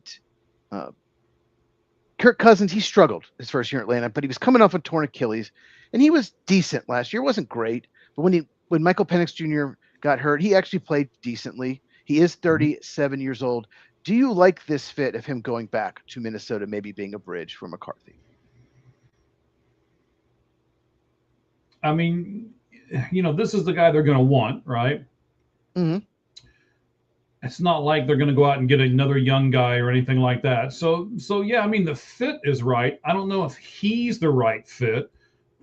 I mean, 37 years old is up there. He takes one big hit and he could be done. And now you're throwing you're throwing JJ McCarthy out there, which I don't think that's what they want. So I don't know if he's the right fit, but it's someone at least similar to Cousins. Just don't know if you can do much better out there. You're not. Some people say, they could sign Malik Willis. That's not going to happen because Malik Willis is going to go somewhere where he's going to be the guy. And if they pay him big money, then McCarthy's a backup. So what I think they want is I think they want to sign Cousins. I think they want to mentor him and hope that McCarthy has this amazing preseason and just wins the job. And if he still needs some development, then you start Cousins for a while. But yeah, it just did not go well. Actually, I'll say this: McCarthy had a couple good games. He actually did, because I rewatched them. So you see some good, but most of it was bad. Most of it was really, really bad. And he's just got a lot to work on mechanically. He doesn't put a lot of touch on the ball. He's just got a lot of work on, but the talent is there. You were kind of rolling your eyes. Do you not believe in J.J. McCarthy? Well, it's not that I don't believe in JJ. I think the Vikings are going to waste their team. The Vikings are close to the playoffs. The Vikings are close to making a run. They have a good roster minus the quarterback. They do. Right. So why are you farting around with Kirk Cousins and pretty much anybody else? I mean, I think I'd rather make a trade for Tua, or I think I'd rather make a trade for Kyler Murray or somebody like that, to where they can at least get some years out of them. Well, they're in this situation because they had Sam Darnold and Daniel Jones on the roster, and they let them both go. Mm-hmm. They took a chance, and I get why they did it. They took a chance that McCarthy was the guy. They didn't know because he was injured his whole rookie year. They took that chance, and it just has not worked out. Yeah, J.J. McCarthy's mom is calling Mike. She's not happy. Yes, she's not happy with me. She's not happy. Yes. Okay, well, I have this. Mama McCarthy, I'll get back to you in a little bit. Okay, call her back at the end. Make sure. I will. Yes. Yeah, or she won't bring you cookies. Okay. She makes good cookies too. That's good. That's good. Okay. If Cousins does not sign with the Vikings, let's say he signs elsewhere or retires or whatever, do you think the Vikings would consider Joe Flacco? Well, that's an interesting name. I think Joe Flacco is tougher than Kirk Cousins. I think I'd put more stock in him than I would Kirk. I mean, Joe played hurt for a lot of last season. I know it was not his. I don't think it was his throwing shoulder, if I remember correctly. But Flacco wants to win. Flacco wants to get out there and mix it up. And I'm not sure Cousins really wants that anymore. Cousins gives me the inclination that he just wants some money and ride off into the sunset. Give me a few more million so that I make sure I can take care of my grandkids as grandkids, and we'll be good. That's hilarious. The reason I bring it up is when the Browns signed Flacco and they drafted those two young quarterbacks, he said his job is not to be a mentor. That's not his job Right. because he wants to play. His job is to get ready to play. And so I think Kirk Cousins would be more open to doing that than Joe Flacco. So that's why I bring it up. And I brought up Flacco too because if you don't sign Cousins or Flacco, who's out there? I mean, what veteran quarterback that can even start and win you a few games is out there? I don't think Tua is the guy. I just don't know. I think Kyler Murray's a terrible fit for their scheme. So I just don't know what else is out there. What other veterans? Mac Jones is under contract in 49ers. You'd have to trade for him. I don't see them making a trade. So I think if you don't get Cousins, Flacco might be it. I don't know who else is out there. Yeah, but I think if I'm Minnesota, I'd rather try to trade for the 49ers backup than what I would anybody else. The problem is they'll be like, okay, give us a second round pick because they have one of the better backups in the league. That's what we asked for. Okay, but if I'm Minnesota, and all I have, the way I would look at it is all I have to do is give up a second round pick, and I got a shot to go to the playoffs. Okay, here's my second round pick because that's where I think they're at right now. But then you give up a second round pick for a guy that might not even be your starter because McCarthy could take the next step. So that's the chance you take. It's just like the chance they took when they released both the quarterbacks you talked about earlier. It's a chance you take every season, buddy. There's no indication that 49ers would even trade Mac Jones. It's true. There is none. So Brock Purdy's hurt a lot. He is. And I think Cousins, yeah, I think it makes sense because I think they need a mentor and I think he'd be willing to do that. Okay. Speaking of quarterbacks, the most sought-after free agent appears to be Green Bay Packer backup Malik Willis. Most people around the league that I've seen, expect him to do much better than the 2 years, $40 million that Justin Fields got from the Jets last off season. So here are some potential teams that need a quarterback that may fit Malik Willis: the Miami Dolphins, the Pittsburgh Steelers, the Cleveland Browns, the New York Jets, and the Arizona Cardinals. Mike, what is the best fit of those 5 teams for Malik Willis in your opinion? So I want you to clarify your question. You're saying what's the best fit for Malik Willis? Are you saying the best fit for him as a quarterback, or is it the best scheme that he fits into? The best fit for him. Like what system would he have the most success? What's the best fit for him personally, do you think? Well, I would knock out the Jets and the Browns right away. I mean, who wants to play for them? The next question was who's the worst, but okay. I think you answered that. I mean, Miami's not much better. So, like, for example, I'll say this. So let's say the Jets and Browns. Okay, those are the worst fits. We can get that out of the way. Okay. They're a disaster. Cleveland doesn't have any receivers. They don't have an offensive line that's coming back. Okay. Let's just say that the Browns and Jets offered $35 million a year and everyone else offered $25 million a year. Right. And Malik's like, well, I want to have success in the NFL. I don't want to take the money. I want to go the best fit. Which of those other 3 teams, the Dolphins, Steelers, Cardinals, would you choose if you're Malik? Well, I don't want to be a homer here too much, but I think of those 3 teams, the better overall team is the Cardinals. I mean, you've got Trey McBride, you've got you've got Marvin Harrison Jr. on the outside. You've got you got Wilson that's kind of coming up into his own as we get better and better here. So I would say offensively, I guess Pittsburgh's got the the ex-Seattle Seahawks guy, right? They got DK Metcalf. The problem is they have Mike McCarthy as their head coach. Well, yeah. That's a problem. That is a problem. I don't think he'd be a good fit with Willis. The problem with Mike McCarthy is he's going to throw no matter what. He'll run the ball some, but he doesn't do enough play action, in my opinion. He doesn't run the ball enough. And Malik Willis needs to be in a scheme, in my opinion, that runs the ball and takes advantage of play action and rollouts. And that is just something that Mike McCarthy's never really done much. Mm-hmm. So I don't think I tend to agree with you. There's a connection with Miami. Their head coach was the Packers defensive coordinator. Their GM was the Packers assistant GM or number 2 executive. I don't know what his title was, but there's a connection with Arizona as well. Matt LaFleur can just tell his brother everything about Malik Willis, how he prepares, everything. Like they're brothers, the head coach of the Packers and the head coach of the Cardinals. So I think it's between those two. I think those are the two fits, just because of the connection. So, okay, we established the worst. No one wants the Browns is the worst. If your best receiver is Jerry Jeudy, then you should probably just stop playing football. You should just right. Can I stop you for a second? Because I wanna introduce something that you sort of introduced, but you didn't follow up with. Okay. Why can't Justin Fields go to Minnesota? Well, he's under contract with the Jets. I'm not sure if they'll move on from him. They might. They could. They moved on from him at the end of the season, right? I would like to know if Justin Fields, he thought he'd be the starter in Pittsburgh, bench for Russell Wilson, got the job at the Jets. I think he wants to be a starter. Would he accept a bridge quarterback role? That's the question. I think Cousins would. I think Flacco would. I don't know if Justin Fields would, except, okay, you're definitely going to be a bridge. We need you maybe to start the year, but we're going to go with McCarthy at some point. I think he might go to someone. I'm not saying he wouldn't do that, but I'm not sure that he would. Okay, but, valuable point. But it's possible. It's possible. Okay. Well, I have this question for you. Would you give Malik Willis Sam Darnold money, which was last offseason, 3 years, $100 million with $55 million guaranteed?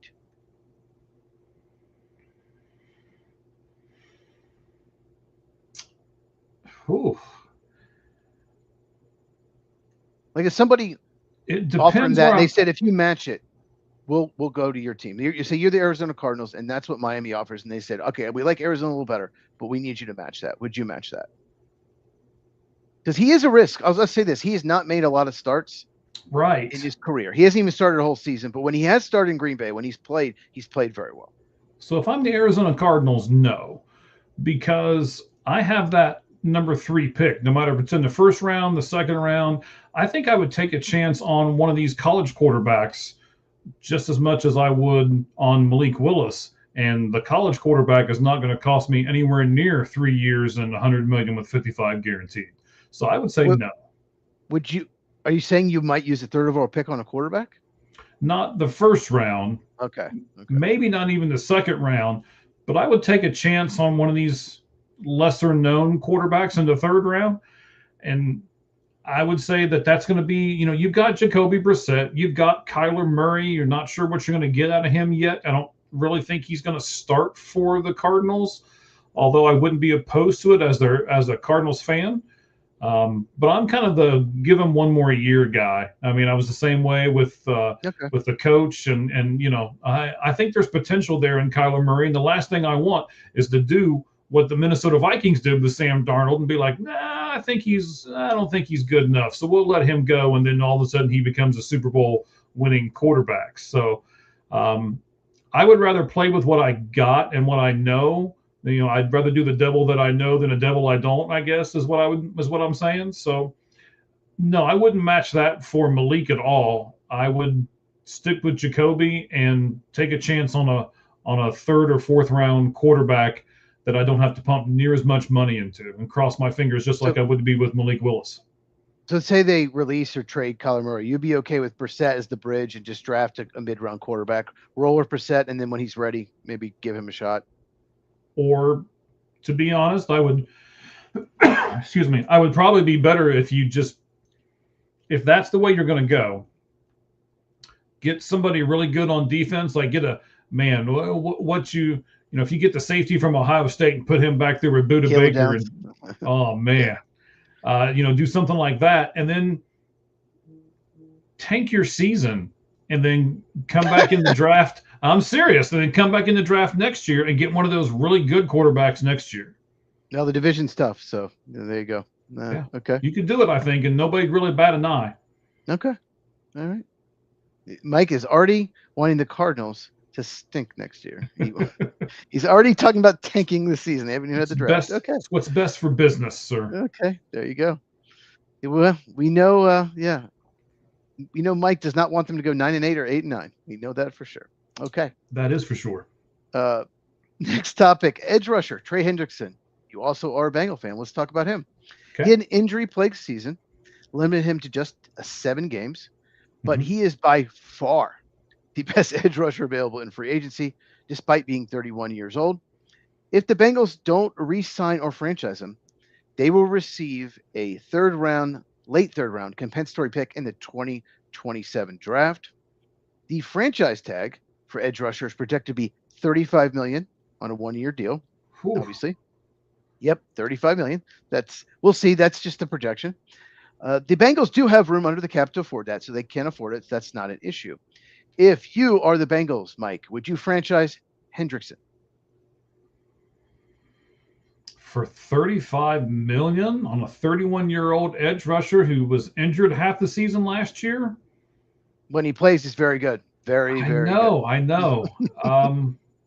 I like Trey.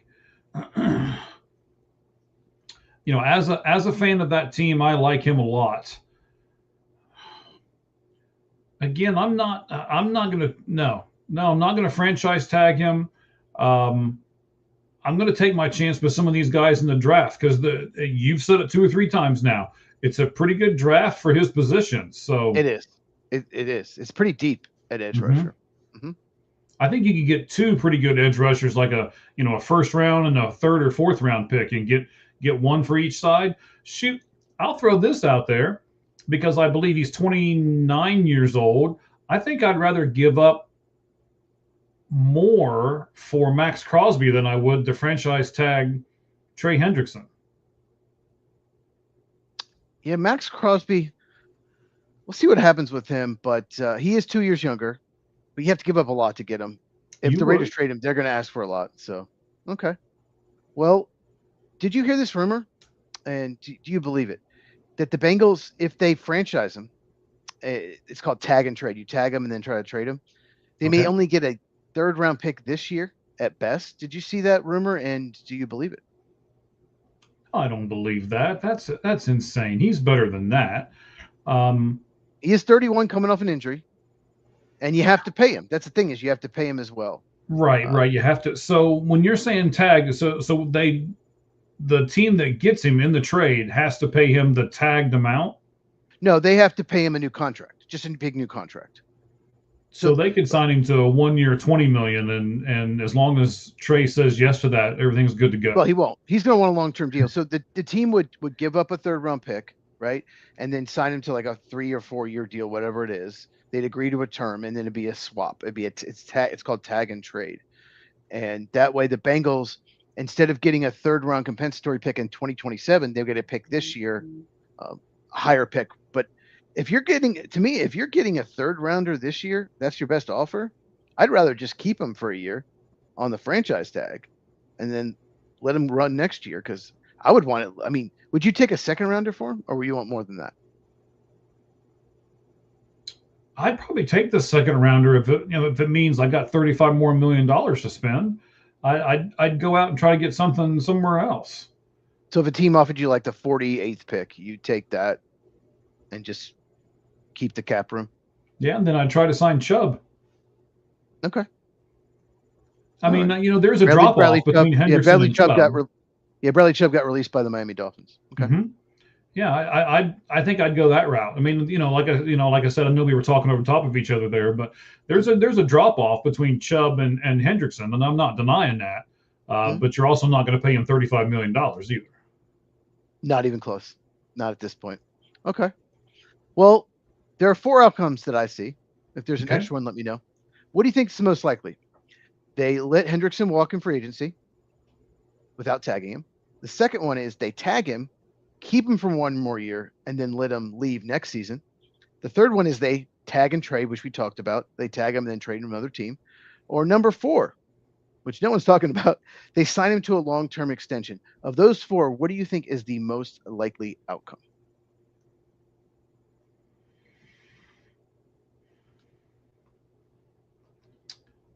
I want to say they sign him to a long-term extension, but I know this team pretty well.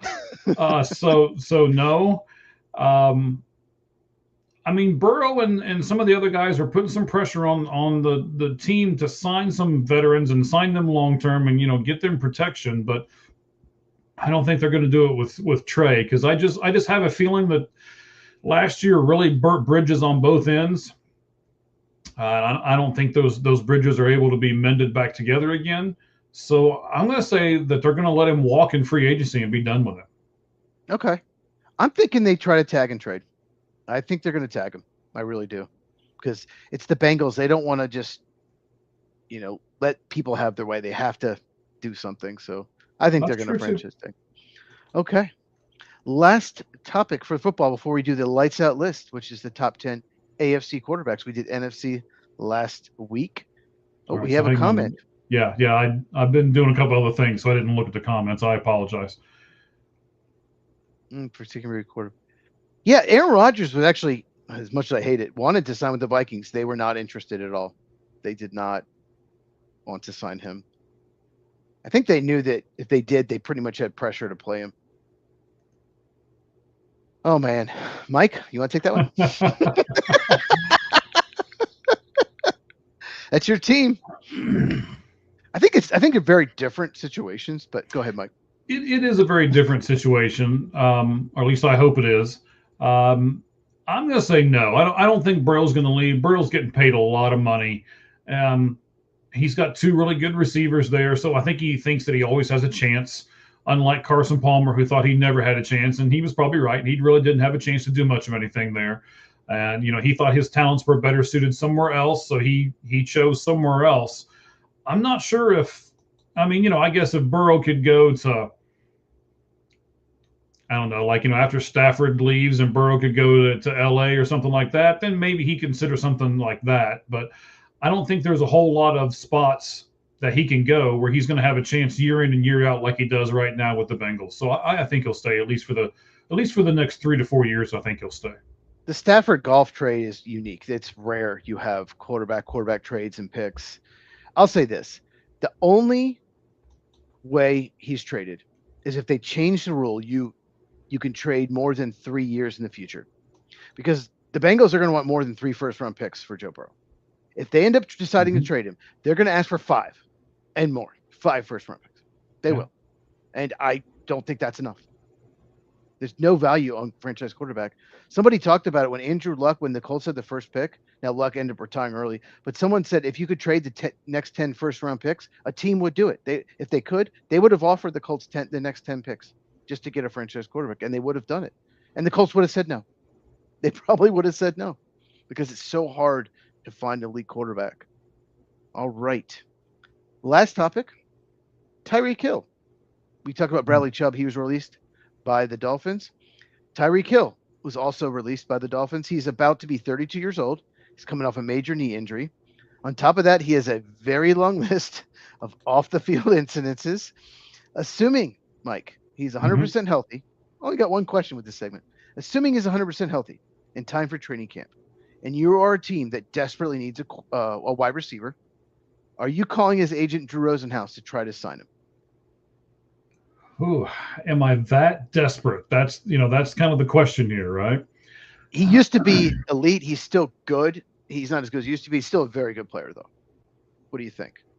Is it worth? So I think in order for a team, I won't get to specific teams, but I think in order for a team to have to call Drew for his services, they have to already have a number one, and Hill has to come in as the really good number two.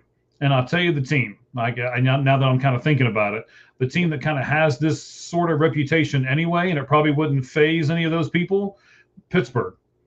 Pittsburgh has DK, and then they can come in and they can get Hill and put him on there. Now, whether he'd go there with the quarterback situation they have right now, I don't know. But they need a number two, and they've got some other pieces to where they made the playoffs. So if they get a number two receiver in there, then I can see it working out for them. And like I say, they kind of have that bad boy type reputation anyway. So I don't think the fans would be upset if they brought in Tyreek Hill. It's funny you mentioned Steelers. I was thinking another team in the division. Why they have no trouble with getting bad boys. Baltimore Ravens. Yeah, Ravens too. Yep. Zay Flowers. They need someone else besides him. They really do. And Rashad Bateman. That contract has been pretty bad. But what about this? Thought of another team. This team. Can you imagine him next to Jackson Smith and Jigba? Can you imagine that offense? Holy crap. Yeah. you'd have the deep guy and the guy underneath, right? You could literally like layer the receivers every play. Oof, Sam Darnold would be very happy, but he is the thing with Tyreek Hill. I don't think I'm doing it. I don't think I'm doing it no matter what. There's always something with him. There's like a bunch of baby mamas, and he's been arrested before. There's just always something with him. I think he's just got really poor judgment. There's just always something. So, and that's assuming he's healthy. We don't know. He might lose his speed coming off this major knee injury. True. Okay. And that concludes your question did say assuming that he's 100% healthy, so that's what I was assuming. Okay. Right, exactly. All right. I'm looking forward to this AFC. Of course, our list will be very different. They always are. Always are.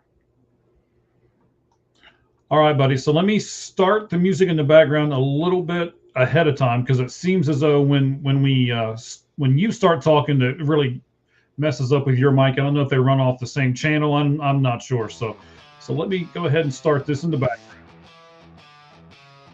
This is our lights out list, of course. This is how we're going to end the show today. Looks like we might get this show in within 2 hours, buddy. Look at that. I say that. Watch, we'll go 2.5 now. All right. Got my list right here. You know this to be true. Yes. Got my list right there. AFC quarterbacks right now. Where would we rank them starting 10 to 1? Who wants to go first, buddy? You or me? Go ahead. All right. Now, I do believe that this quarterback will be much improved this coming season because he now has a really good offensive coordinator. I think both of us are kind of looking. Did your eyes just get weird right there? I'm trying to think who it is. I'm trying to think. I'm surprised you don't know who it is yet. So is it known for country music? No. Okay. I don't know. they've got McDaniel now over there in San Diego, and I do think he'll be improved this upcoming season. But I do not, and I have not seen anything from this guy that gets me higher than 10 for him. He can be an elite quarterback, but he's just never shown it. And he's often injured. And, I know Cheese is going to say, he doesn't have a line, Mike. He doesn't have a line. He's running for his life. Okay. So's Josh Allen, and he's much higher on this board than what Justin Herbert is. So I put Justin Herbert, San Diego Chargers, all the way down at number 10. More on him much later. Mike. Okay. All right, I'll talk about it when we get there. All right. My number 10 is Daniel Jones of the Indianapolis Colts. I know he had a good year, at least started good. Started falling apart, though. Right? Started falling apart right before he got hurt. There were people talking about him being MVP, and I'm like, he has so many weapons in the Colts probably have the best offense in the league. The 10 people that aren't the quarterback. That's how good their offense is. So I think people give him a little too much credit. I still made him number 10. He's, still was having a good year, but I just couldn't put him higher than 10. Just like you said, you couldn't put yours higher than 10. Yeah, Daniel Jones, Colts. All right, well, Daniel Jones is not on this list for me. Okay. So I couldn't put him even in the top 10. Okay. This guy, I believe in him. I really, really do. I like him. He's an Ohio State Buckeye. I really want to see him do well. But in all fairness, he has regressed the last 2 seasons. So I can't do anything but put him down towards the bottom of this. CJ Stroud, 16 games, a 62.5% percentage. 3,503 passing yards, pretty good. 7 yards per attempt, 21 touchdowns, 13 interceptions, and this year only 220 rushing yards and only 1 rushing touchdown and 7 fumbles. He has regressed, and I hate to do this to him, but I had to be fair to everybody else. CJ Stroud for me is number 9. It looks so bad in the playoffs. He's gotten worse each year. He went from being like one of the most amazing rookie seasons ever, and I had him. He would have been 11, but I didn't have him on my top 10. And I would have had him as a top 10 quarterback in the NFL last 2 years. I would have. Yes. And I don't know if he's top 20. If I did a top 20 list right now, I didn't have him, so I get it. My number 9 is probably most people have him higher, but he had about a 6-7 game stretch in 2023. He looked great. Okay. Former number 1 overall pick.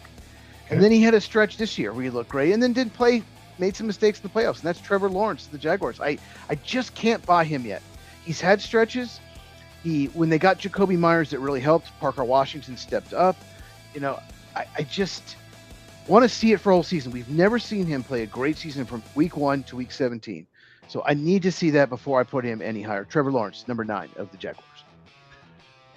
All right. Well, just like I said, C.J. Stroud is going down in this countdown.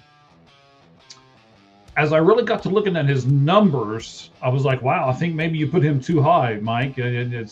Maybe you shouldn't even have put him in there. Maybe you should have put Daniel Jones in this thing instead of him.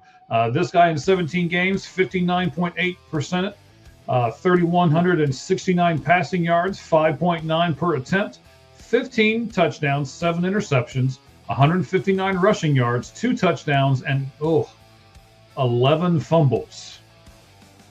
But he's young, and he's going in the right direction. So I put Cam Ward at number 8 above C.J. Stroud and Justin Herbert. I didn't have him in the top 10 because he's just an unknown. It's just such an unknown. It's tough to know what you have in him with the Titans. They need more help on offense. So the fact he only threw 7 interceptions actually is impressive. Maybe I should have put him in the top 10. All right. My number 8 is Aaron Rodgers of the Pittsburgh Steelers.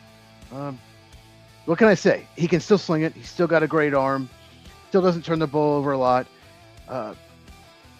Some people might not put them in the top 10, but you know what? He only had DK Metcalf. He didn't really have any other really good weapons that could stretch the field. And his numbers look good. Just couldn't put him higher because I just think there's 7 better right now.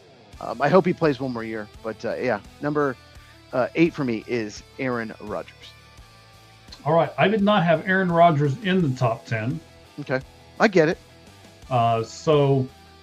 Cheese, can you see the questions? Let's see. Look at the comments, and we got some questions over there. So kind of look at those and decide as well. Yes, I see it. We got Jaguars fan. Yes. I can see them now. Okay. So we'll decide if we want to do them all here in a moment, but we'll do our top 10 and keep going on that, and then we'll get to those here in just a few minutes. Jaguars fan 44-44. We will do the finished top 10, and we will go over that right real quick at the end. Okay. Yes. Okay. Fantastic. So just take a look at them, and you're more the football guy than me. So I got Herbert, Stroud, Ward, and now my number 7 guy. Some people are about to be really, really upset at these next 2 picks. I can guarantee it. My X account is at All Gloves Off SM. Go ahead. You may as well just do it now. Or if you're over on YouTube, go ahead, put the comments up there. I will defend myself all day long with these 2 picks because, we'll just say. You want to do them back to back? I can do my next 2 back to back. Or do you want? Okay, that's fine. We can do that. That's a little different. We'll go back to back here. So 7 and 6. 7, 18 games, 62.9%, 42-10 as far as passing yards, only 6.4 per attempt. He did have 28 touchdowns, but he also had 12 interceptions and 5 fumbles, 385 rushing yards, but only 5 rushing touchdowns. He is going in the right direction, but I thought he could have gone better this year. He didn't improve as much as I thought he would from year 1 to year 2.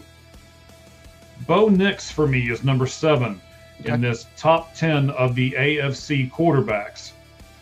Now, that might not get me in as much trouble as the next one does. Here, let me make sure here we go. There he is.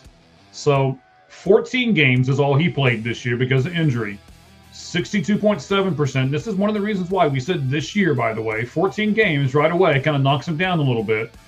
3,587 passing yards, 7.1 attempts, 22 touchdowns, and 11 interceptions. So barely twice, 11 interceptions, 22 passes. It's kind of like in baseball when you want to see at least twice the strikeouts that you do walks. I want to see more than twice. So that's another reason why I put him down.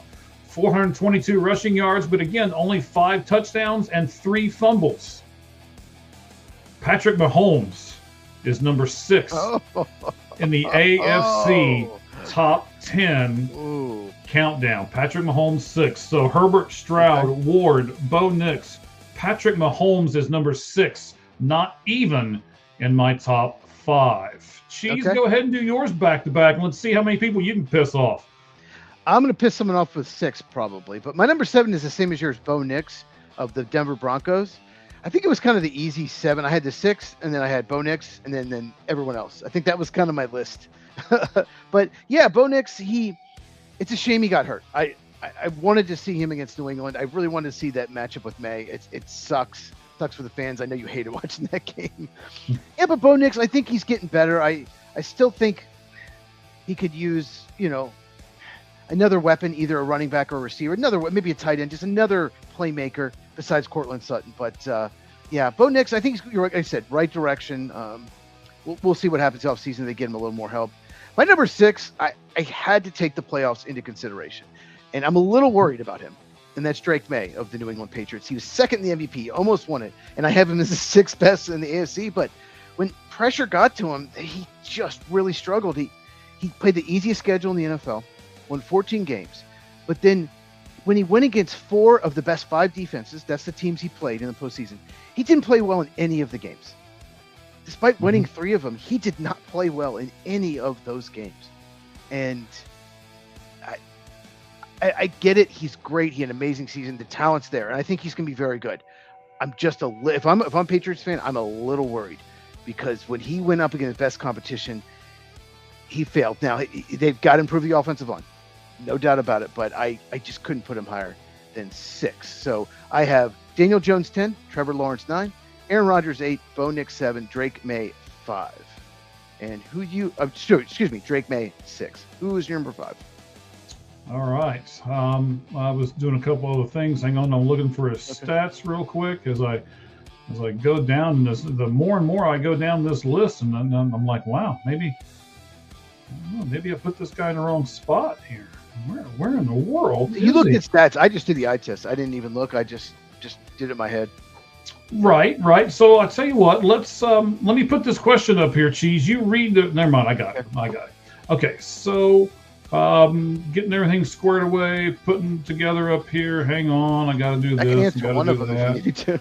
Yeah, no, we're good. And I forgot where I was. It happens to me a lot. Don't worry about it, buddy. It's just it's not supposed to happen live on the air, but that's okay.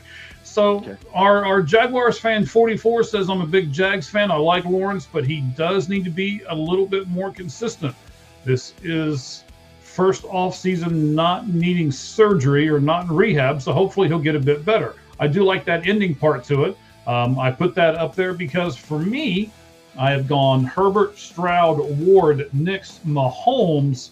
I put Trevor Lawrence as the number 5 quarterback. Wow, 18 games. Yeah, 18 games, 60.8 percentage.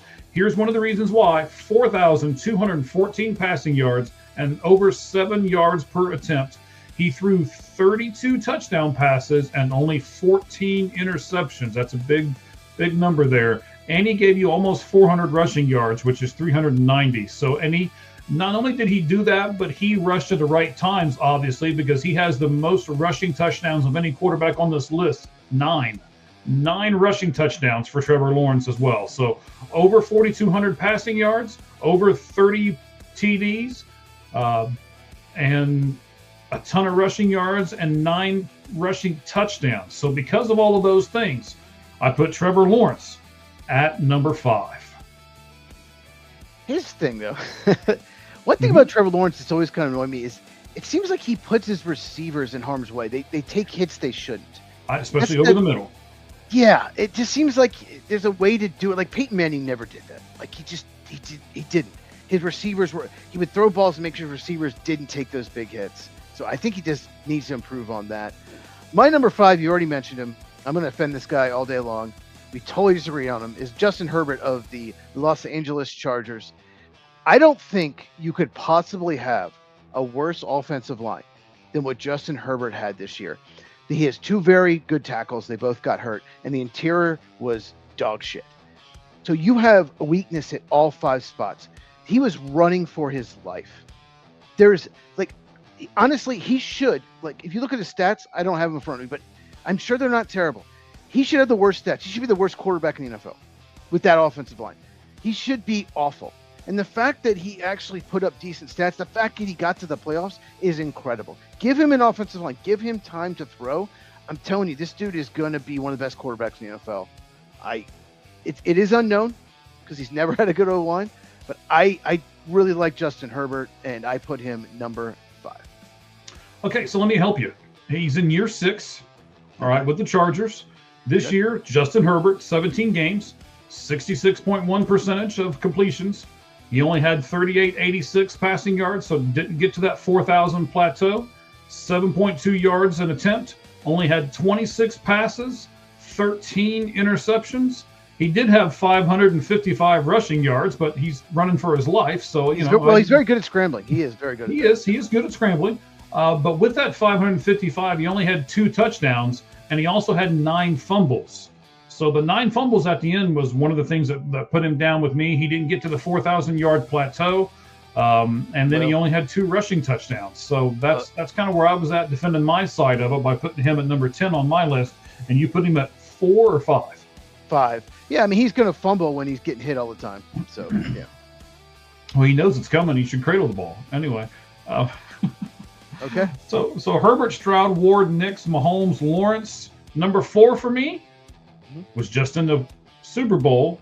Drake May, 21 games, 69.3%. He got 5,222 passing yards. Let me say that again, 5,222 passing yards with half of his receiving core. Nobody knows who the heck they are. 8.5 yards per attempt, the highest of anyone in this countdown. 37 passing touchdowns and only 12 interceptions. And he also rushed for 628 yards and 5 touchdowns. But the big knock on him, if I'm going to say it's a knock about everybody else, it's the reason why he's not in my top 3, because he had 5,222 yards and 37 touchdowns, yet he's number 4. The reason is because he lost 15 fumbles. So Drake May, for me, number 4. Way too many turnovers in the postseason. Yes. Absolutely. Yes. Yep. Okay, my number 4, you mentioned him already, is Patrick Mahomes of the Chiefs. Hasn't had as much help. Offensive line's been bad. His play has dropped. There's no doubt about it. I think he's still very good. He's still very good. It's still Patrick Mahomes, but yeah, I don't know what to do with him because he's just not as good as he used to be. How much of it is the offensive line?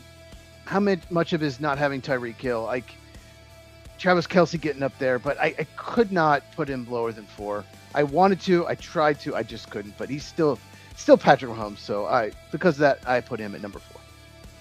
All right. Here's the other guy that I think is going the wrong way, but I still couldn't put him less than 3 because I didn't think there was any other people that were above him consistently. He's in year 8, so that really helped his case. He only played 13 games this year, 63.6%. He only passed for 2,549 yards.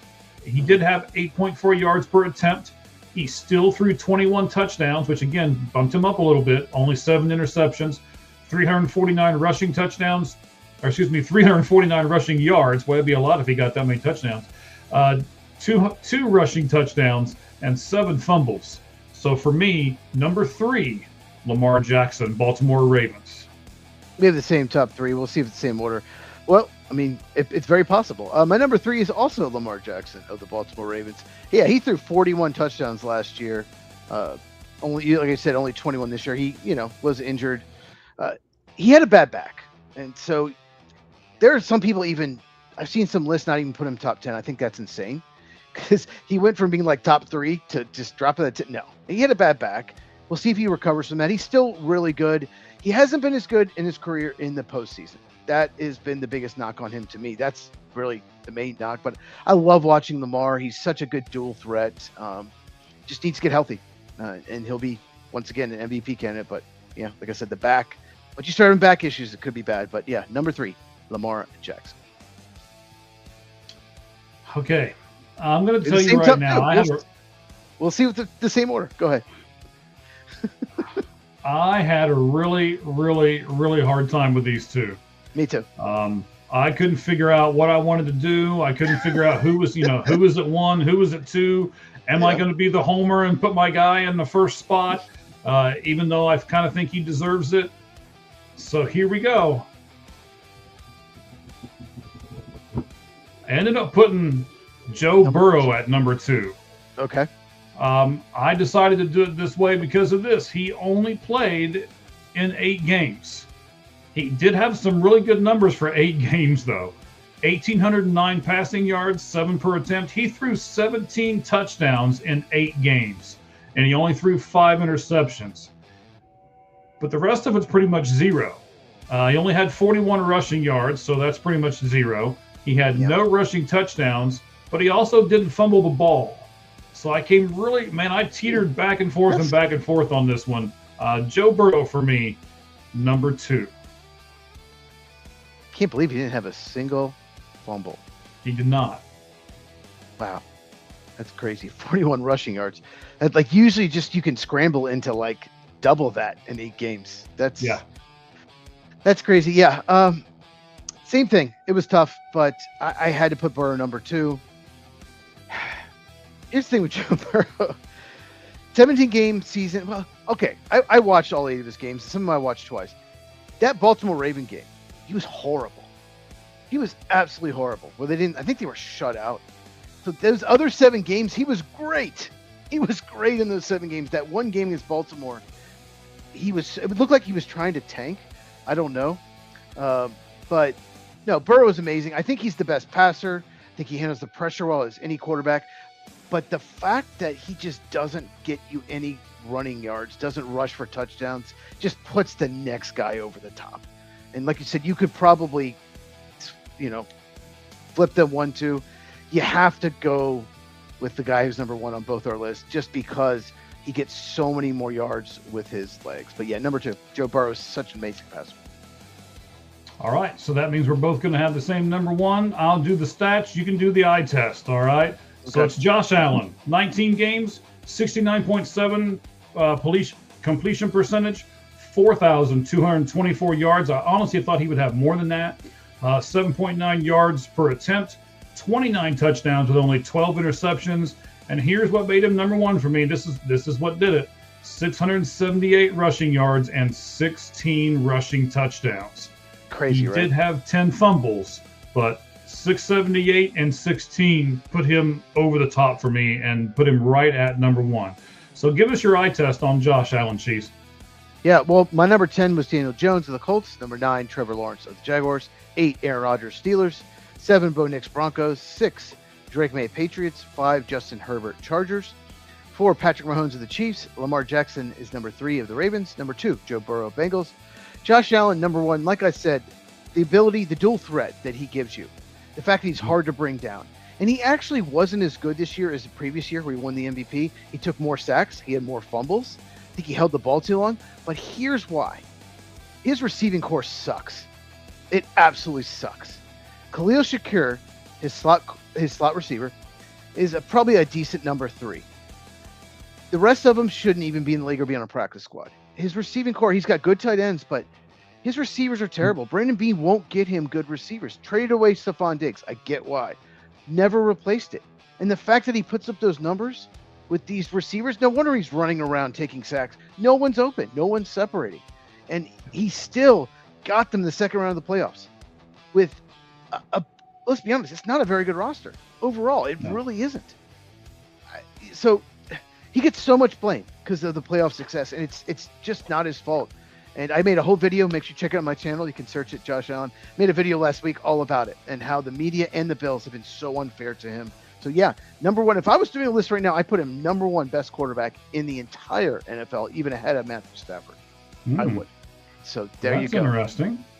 All right, so we got Jaguars fan 44 that just joined up with it. So I got a couple questions. Both Devin Lloyd and Travis Etienne won't be back for the Jaguars. Where do you see him going, sir? I'll take Etienne because I think I know where he's going. Okay. I think the Arizona Cardinals need a running back, and they're going to pick him up in free agency. I'll let you take Devin Lloyd. What do you think about that? Just want to say this. What a great fit Etienne would be in Denver. Just saying. It's true. That might put them over the top. Next level. Devin Lloyd. God, a lot of teams need a linebacker like that. I'm doing it. Green Bay Packers. Let's go get him. We need a middle linebacker. Go get him. Green Bay. I want him so bad. He's so good. But there are a few teams. Devin Lloyd. I hate to say this, but Chicago would be a really good fit. Chicago Bears as well. They're going to release Tremaine Edmonds, so they could use middle linebacker. How do you think the Texans offense will perform? There's so many factors in that question. I could talk for 20 minutes, so I'm going to give you 30 seconds here.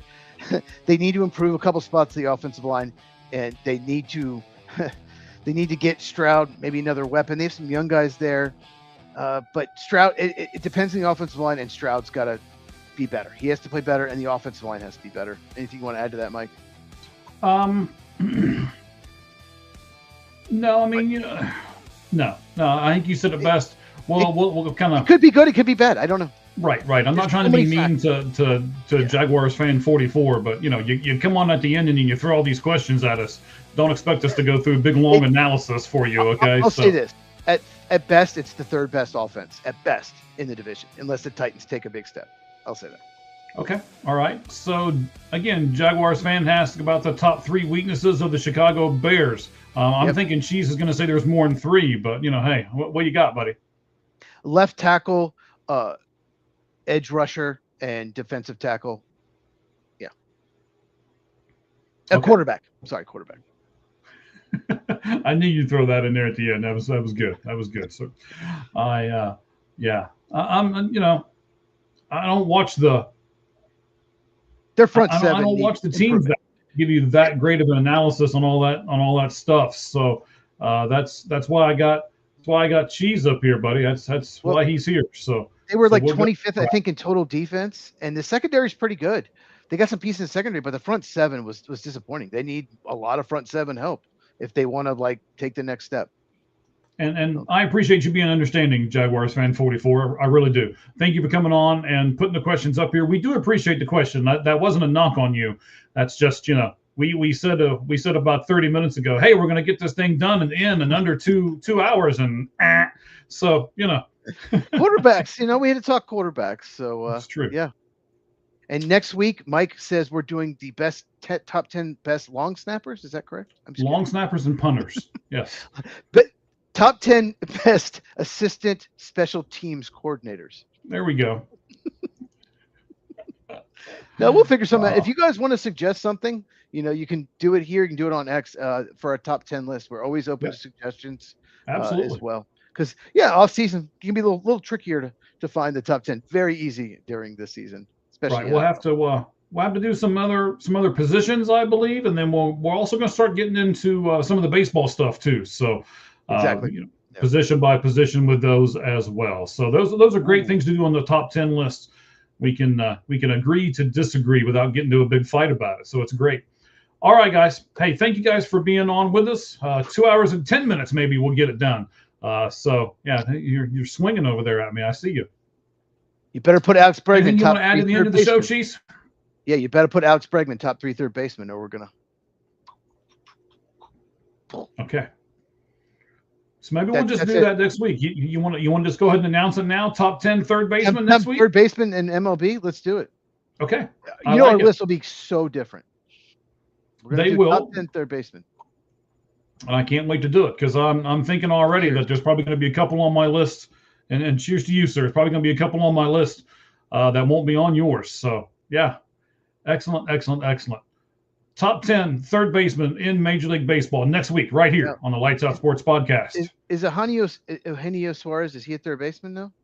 Eugenio Suarez is a third baseman, yes. He still is. Okay. All right. Well, then, that's good to know. Okay. Excellent. Okay. All right, buddy. Thank you all very much. And again, to our fans, thank you guys very much. Go see Football with Cheese over on YouTube. You can get him on X as well. And I'll just let you do it. What are your spots, buddy? Yeah, at Football with Cheese. Cheese is CHEEZ, like you see on the screen. And my X account is Football Cheese without the with. They don't let you have that long a handle, so it's just Football Cheese. So make sure you follow me, and I'll follow you back. Just make sure. If I don't get notifications half the time. I don't know why. Just DM me, let me know. And then YouTube. Make sure you subscribe. Football with Cheese.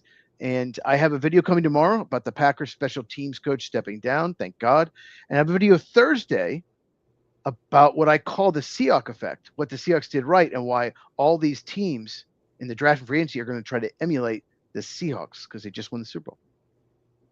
All right. So I'm going to make a few videos this week as well, and seeing the whole field. Be 3 baseball related videos. I know one of them will be on Alex Vesia with the Los Angeles Dodgers and what he had to go through. This one will be a hard one for me to do because we almost lost our daughter along 30 some years ago as well, and kind of the same thing, but she's still with us. So I got lucky, and Alex and his wife didn't. So I'll make it a little personal, but I'll also talk about him and the Dodgers and what all happened there, and what you guys should do as fans, and how you can support him and all the other players that have tragedy strike them. I mean, they might be multimillionaires, but tragedy can still humble you in the deepest of ways. So we'll talk about that sometime this week on Seeing the Whole Field. All right, Cheese, once again, thank you guys very much. Appreciate it. Thank you, fans, for staying with us, whether you're on X, whether you're on Twitch, whether you're with us on YouTube or Facebook. You can also catch us on audio-only platforms let's see, what are those? Apple and Spotify. There we go. That's what they're called. There you go. So we got a lot of stuff going on right at the moment, and make sure you check out our other podcasts here on All Gloves Off Sports Media. You'll be able to see them in a moment. So anything you want to add to the end, sir? No, I guess I'm going to make some steak quesadillas. I'm really looking forward to it. All right. Well, I got conies to look forward to, so I'm liking those as well. So I love me some conies. We're getting into good baseball stuff. Next week, Combine. The Combine is next week. Mike, look at his face. He's so excited. Can't contain himself. I can't. It is so exciting for the Combine. I love the Combine. I can't wait. Okay. Well, we'll talk about it a lot then. Maybe you can convince me to like it a little more. There you go. College Full of Segment. We talk about the Combine. There we go. I like it. All right, buddy. I'll see you next week, same time, same place, as I will all of our great fans. Thank you all for listening. Have a great night. And as we always say at the end of these broadcasts, the only thing that's fair in life is a baseball hit between the third and first base lines. Good evening, everyone.